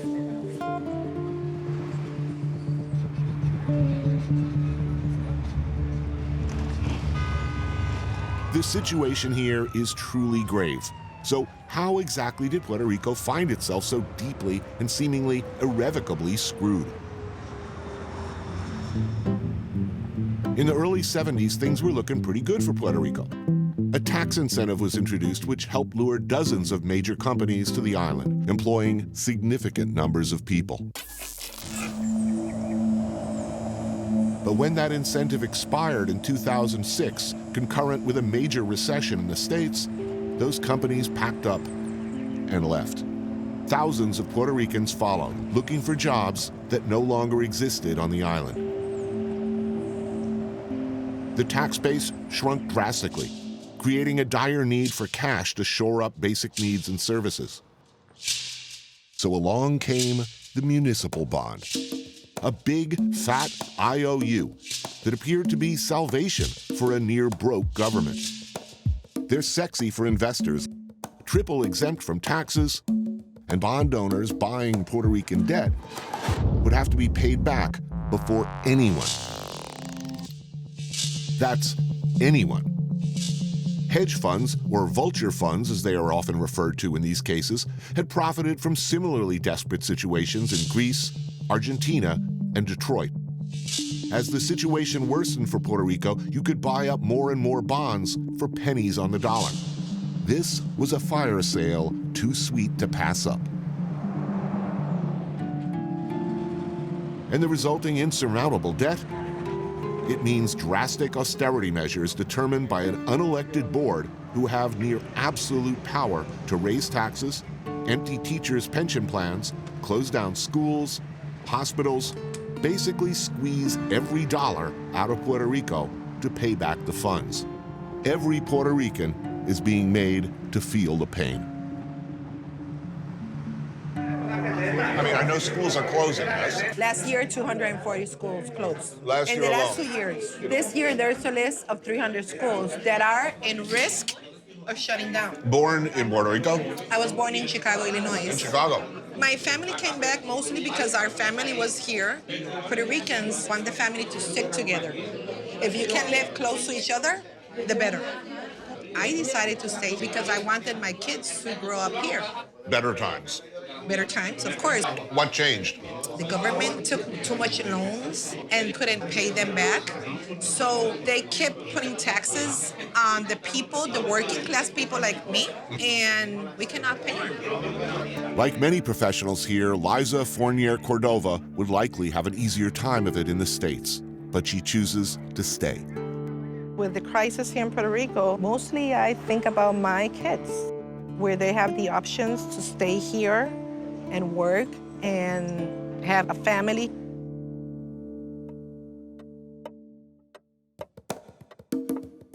Okay, so where are we?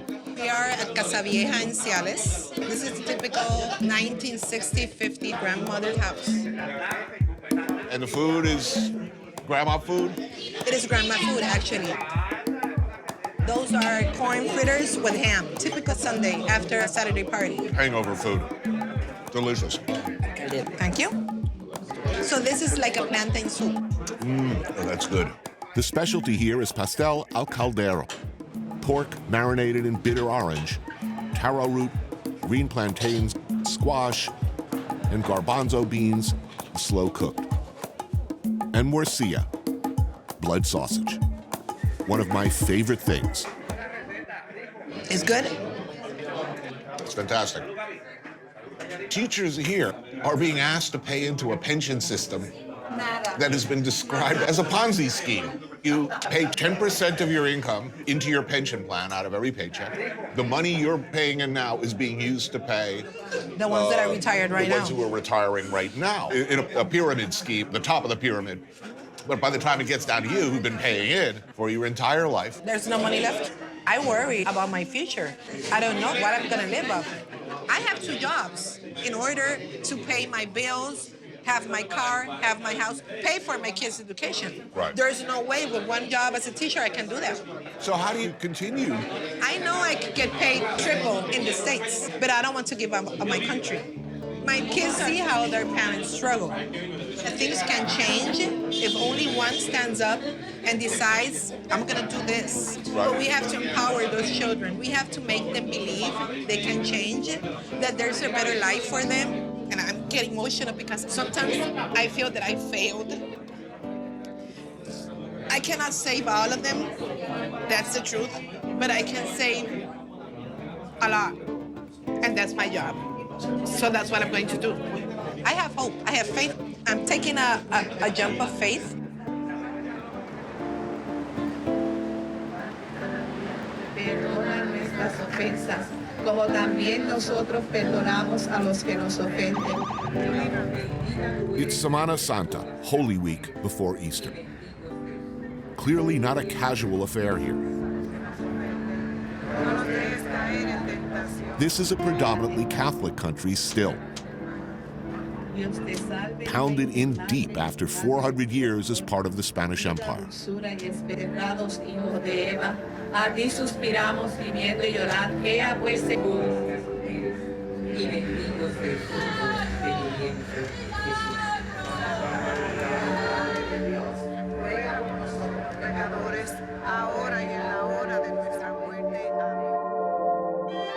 Today, the flag of the Commonwealth of Puerto Rico waves proudly beside Old Glory.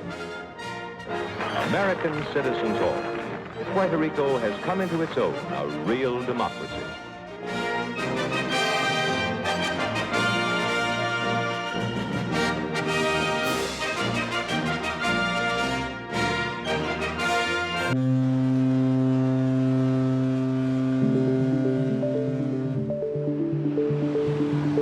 More than 100 years under the wing of the U.S. has left Puerto Rico without any real economic engine beyond tourism.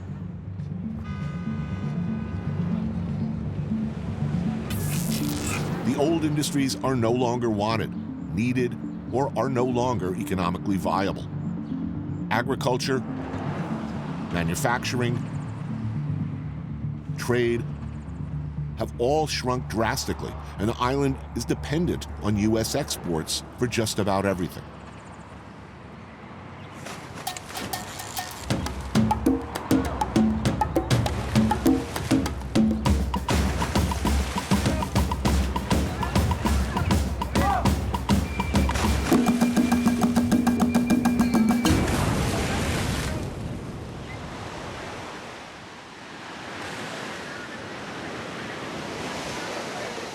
So where are we? We are in Loisa. After the liberation of the slave in the island, this is where all the Africans and the slaves get together and establish themselves. Despite, or maybe because of the economic turmoil, Pedro Alvarez Cortez saw an opportunity to make something. We keep working the formula until my grandmother said, whoa, this is very good, give me more. Using the tradition as a weapon, that's what makes us successful.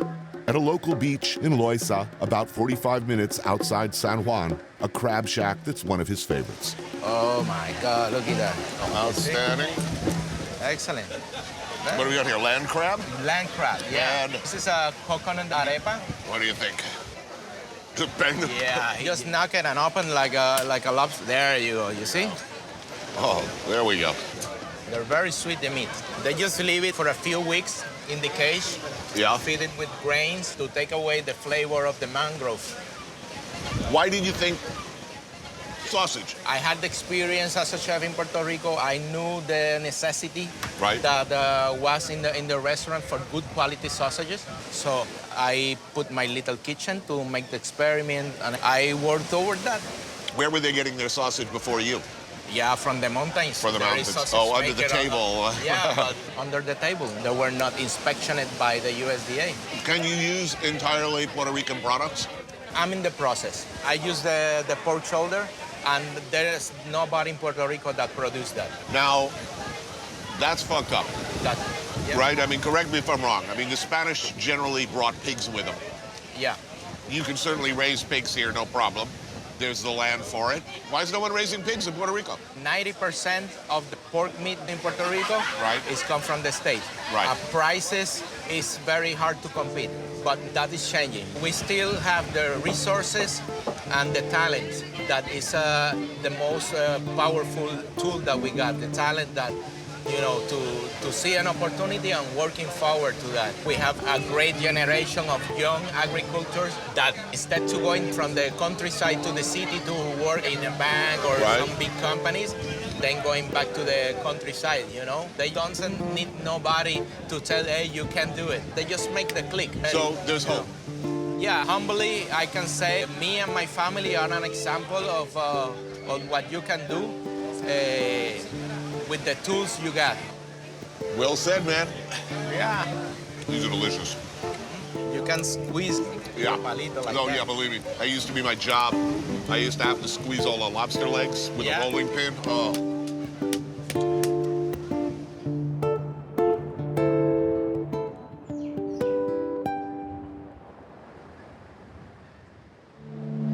Puerto Rico is still inarguably rich in one thing: natural splendor. Beautiful views, unspoiled coastline. But that too is in peril. My name is Pocho. I'm born and raised in Aguadilla. This space is so special to me personally because, yes, I'm a surfer and I've been surfing all my life. I want my son to be able to keep coming here so open, so free of all of these pollutions, all this mayhem.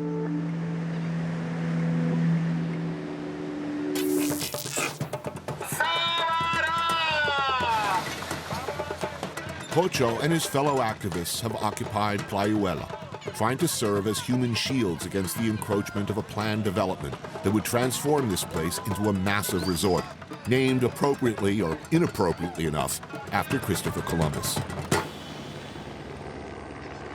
This is a resistant camp. Just a hypothetical question. If the beach is public, what's the problem? The project. It's not a building.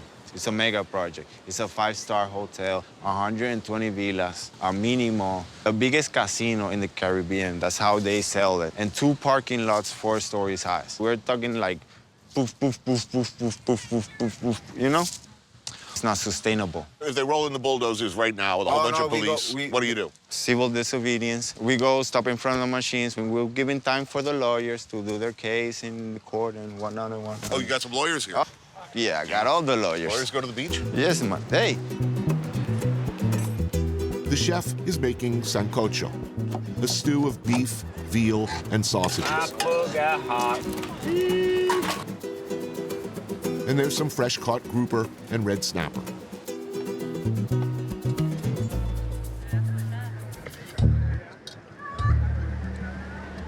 There aren't many places left like this. Exactly. That's the point. That's worth something. Preserve, yeah, exactly. The tourism business in the Caribbean is going through a lot of changes.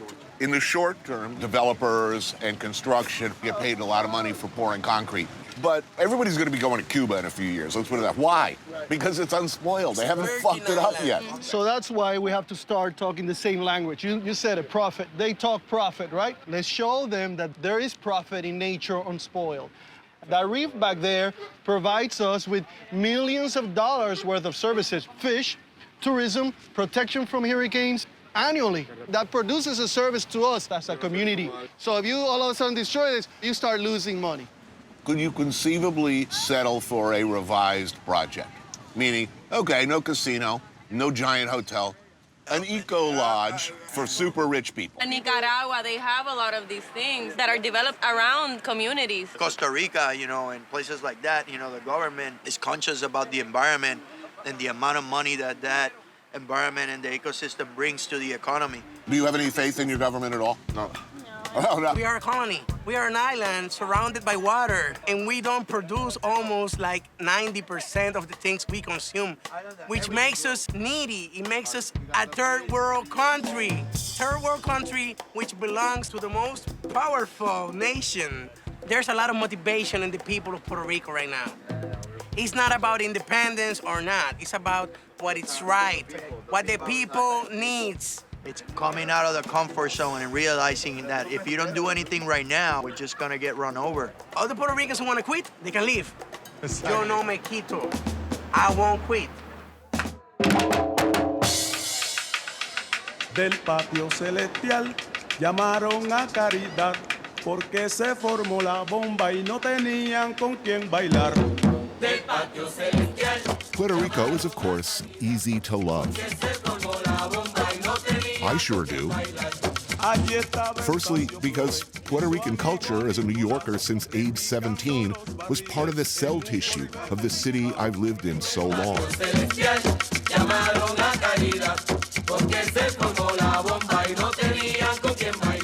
There are many layers to the culture here. First, of course, were the Taíno, the indigenous peoples of the islands. Then the Spanish, followed by African slaves.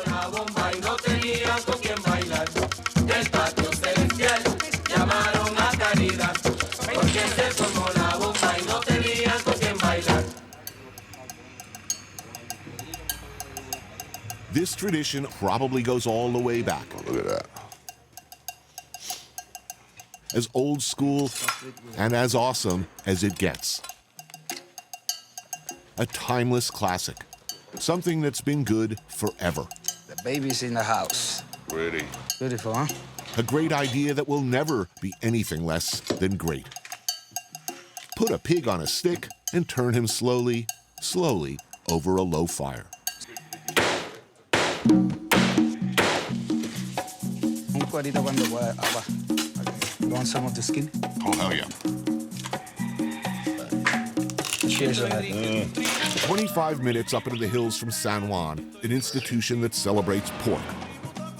The whole damn pig, in ways that can only be described as spiritual.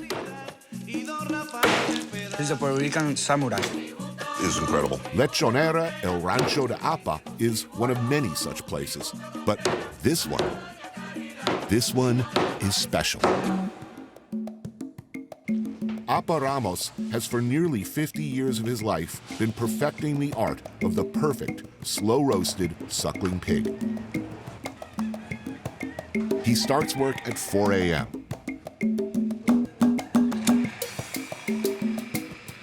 It takes 6 hours on the slowly turning spit to get it right. Good knowledge. Rotation, fire, time, mastering the heat because there's no thermometer or anything. And you can see it, like it's really crispy, but still really, really juicy. It's incredible. Well, what's that? That looks good. That's got stew. Right. I use all the inner parts. It's one of my favorite. Apa's sister, Rosa Maria, begins her day making gandinga, a traditional stew made from pig's heart, liver, and kidneys. That's really nice. Now, how's business as the economy has been tough? Do lechoneras feel it, or people are always going to buy that? Everybody has felt that. Lechoneras, restaurants, food trucks, everybody. But whole hog is like more a family gathering. This is something so classic. I think that they're the least that they're gonna feel it. Chef Javier Pacheco favors Puerto Rican dishes and ingredients that have been largely forgotten. When you go to another place and they tell you, yeah, I went to McDonald's when I went to Puerto Rico. That sucks, I hate that. Because we have a lot of really good stuff here. And it's our job to keep it alive and show it to the world. And say, hey, we are more than a fast food. We gotta go back to farming. Because you don't want to be buying everything from We shouldn't, of course. My restaurant, I started 6 years ago with just 2 farmers. Now we have more than 15, 16 farmers. It's like a chain. You go to many farmers and you ask them like, this type of root vegetable. And they don't have it because people stop buying the local root vegetable because the imported one is a whole lot cheaper. And that's all they have in their mind. But if you go to a farmer and you tell the farmer, I'm gonna buy your product, the farmer is gonna start having the product. Paying more is a hard argument to make when people are struggling. But if we don't change our mind, Tony, I don't know what's gonna happen with the island. Do people listen if you say, look, it's not particularly patriotic. You're not helping your country by eating McDonald's or shopping at Walmart? Yes. Yeah. But like I tell you, Tony, we have a lot of different types of Puerto Ricans. We have this Puerto Rican that, yes, I love my island, but they don't think more ahead. They simply think, I'm happy with what I have. That other type of Puerto Rican, they know that it's going to be hard, but they want to grow, want to keep running, want to stay here, want to develop what they have in the island. This is a good argument for it, man. This is incredible. Yeah, yeah. I'd eat this all day.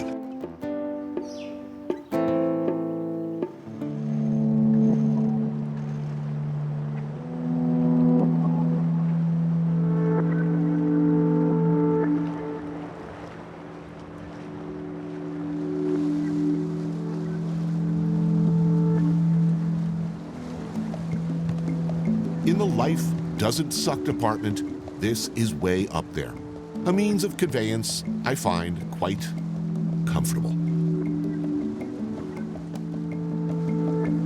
Barefoot and a bit drunk, pleasantly burned by the sun, lunch approaches.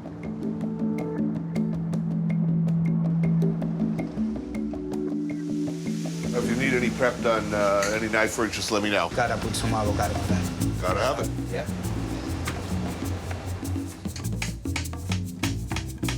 First time using a knife? It's been a while. You got talent. Yeah, if this TV thing falls through, I can always work at Denny's. Man, looking great. All these dishes are traditional Holy Friday food.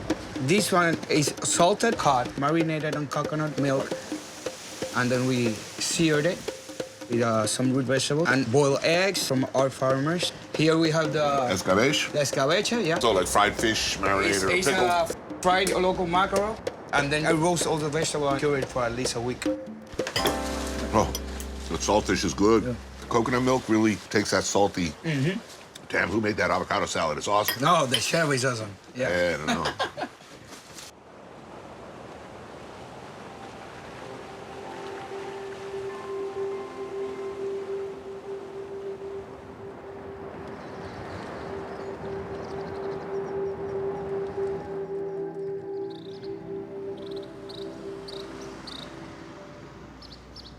Vieques is officially within the Commonwealth of Puerto Rico, the main island a mere 8 miles away. It is phenomenally peaceful here, but it hasn't always been that way. For over 60 years, the island was used as a bombing range for the U.S. Navy and for training exercises. The soil is rich with depleted uranium, Agent Orange, and the kind of good stuff left over after 60 years of explosives raining down on it. Many see a clear connection between that recent history and a cancer rate that is 30% higher than the rest of Puerto Rico. While the Navy works to clean up what it left, Vieques tries to deal with the financial crisis in its own ways. Chef Erica Boulon grew up here and has raised her family here.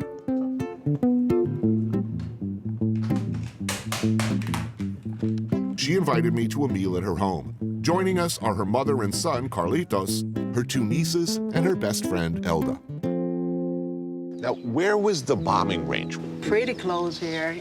2 miles after this? Maybe less. Yeah. This was part of the Navy land. When did the Navy stop using Vieques as a bombing range? 2003. 2003. Well, that's not that long ago. Yep. So you be eating lunch and you hear boom, boom. Basically. So, Yes. yeah, sometimes. And still, they detonate bombs. This is leftover ordnance. Yeah. This is like the cleanup process. They gather the unexploded munitions and then they detonate them all together. And the house moved with the bombing. It's like middle of the war. And I'm sorry, you've lived here for how long? All my life. Me too. All my life in Vieques. I've been drinking a fair amount of this lately. This one is flavored with Acerola. acerola. All right, who's joining me? Yeah. Adults only. Salud. Salud. Good. It's good. I'm not driving after this. Lobsters, with mashed yaltilla and yuca from the garden, conch salad, and coconut arepa. It's really beautiful here. This is not San Juan. This is much more lush. And Lights, no fast food. born and raised in paradise. Beautiful beaches, awesome sunset. The whole world wants what you have already. How's the economy here? Como si se quiebra. Bankruptcy. We are like the colony of a colony. Basically, the biggest employer is the municipal government. Wait a minute. The number one Is the- employer on Vieques is the government. Yes, the municipal government. The local government. Yeah. We also have this dynamic that people that study and make a profession, 10% come back, and that's a high number. There's no jobs for them. So our population is getting older, and it's formed by retired people. Right. Where they going? Main Island or United States. What's the plan when you guys grow up? What do you want to do? I want to be a chef. A chef? Good for you. It's hard. Your dream restaurant, where would it be? The Main Island. You see? So, in 20 years, That's scary. who's going to live? Not our kids, Who will own Vieques? I mean, who will be in charge? not locals, not people that studied here. The land is too expensive for the local people. So this will be vacation homes for wealthy people from other countries. Yeah. So, yeah. Who will save Puerto Rico? Who will save Vieques? It ain't going to be Big Daddy America. It's ourselves. How? How? I don't know. I don't know how.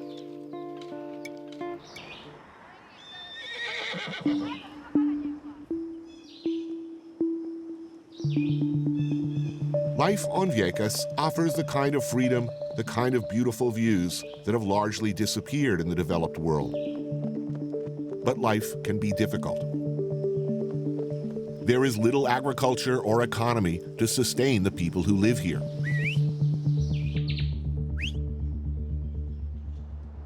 At one of the highest spots in Vieques, the sea visible in the distance, is Finca Conciencia, a small but sustainable farm founded by Jorge Corapena, intent on providing locals and area restaurants with fruits, vegetables, honey, and medicinal herbs.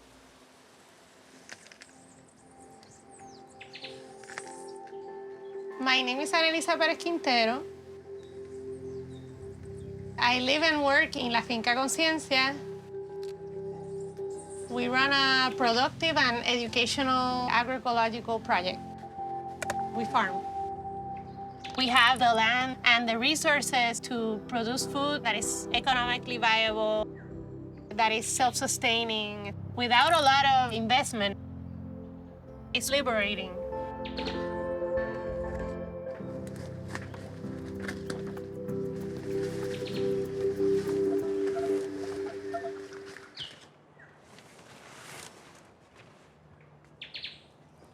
Jorge cooks lunch. Plátanos de Monte Carmelo.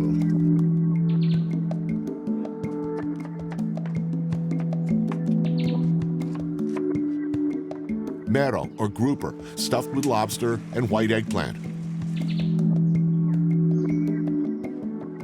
Wrapped in banana leaves and grilled over mesquite.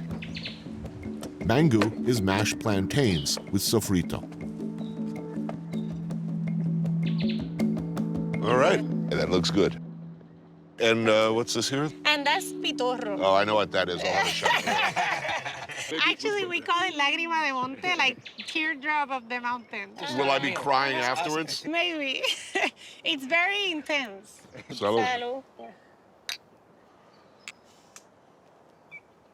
How long have you had this farm? How long have you been doing this? Jorge started the farm around 10 years now, but the farm was originally part of the area that the Navy took. Oh, yeah. And so it's part of the rescues that happened throughout the 80s, 90s. Farming is difficult work. Yeah. So why? My mom would ask the same question. She was like, what are you doing? Are you quitting your job that in Puerto Rico it's really hard to find a good job? But I think that farming is the most practical thing that we can do in the midst of a crisis. That is something that is going to create work, it's going to help the economy. It's a blunt question, but can you make money farming? In Puerto Rico, it's still a challenge because obviously we get a lot of food that's super subsidized from the U.S. But then people who are our neighbors are like, I'll pay more. Like, how much is it worth? You know, people really value their work when they see that we're working. It's part of my for it. statement. It's part of educating people. Since our generation, that supermarkets. We were consciously stripped away from farming. People were forced out of the country to be able to work in all of these maquiladoras and everything.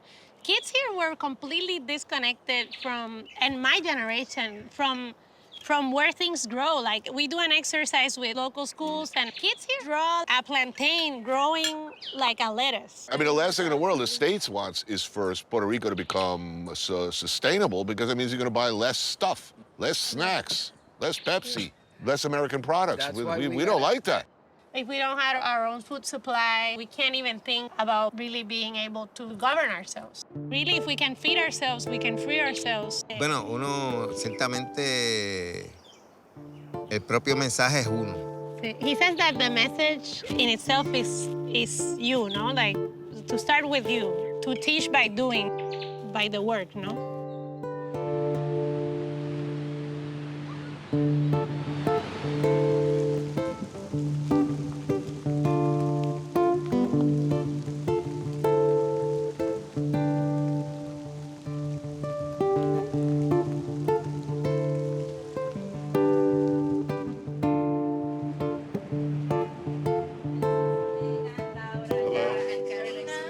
Hi. My friends. Hi. Nice to meet you. Hi. Hello. What's up, beer? Yeah, sure. It's so beautiful here. Thanks for having me. Tito Alver is a beloved singer-songwriter. Cristina Rivera Miro is his fiancée. He lives on the outskirts of Vega Alta, where he grew up. I've been playing for 20 years now. I write very specific songs about my town, my country. I'm not trying to sell any dreams, but I tell everybody that we have it inside of us to make it to the other side. You want to come inside and meet the chefs if you want to? I mean... In the kitchen, they're putting together quite the feast. How are you, man? My bass player and chef. I've got someone in the band who can cook. I know, right? On the road, it's not so bad. Essential.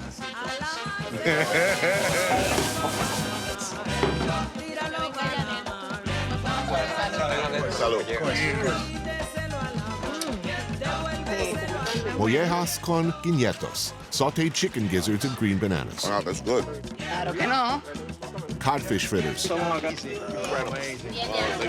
Carne guisada, a beef stew cooking since morning. Traditional mofongo.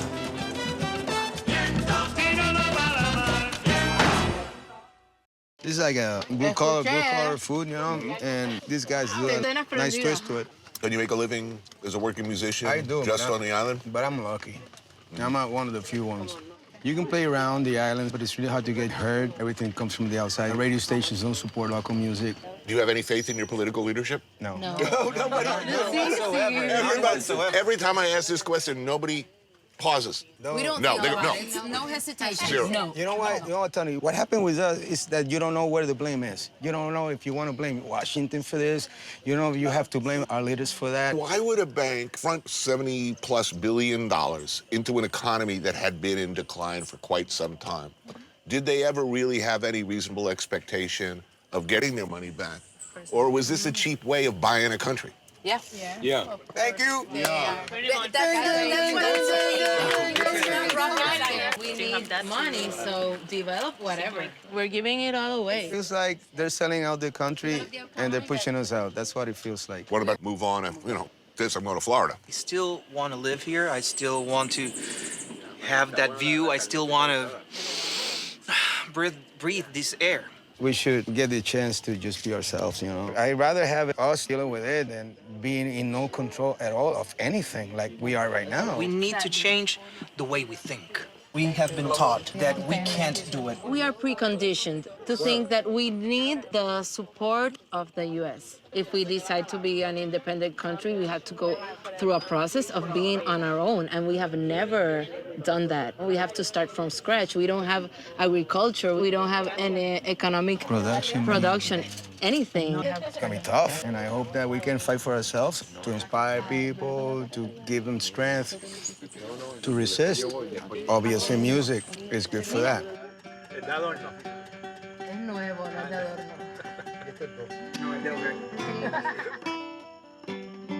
Salimos de aquí, de la orilla del camino. Salimos de aquí, de un paraíso perdido.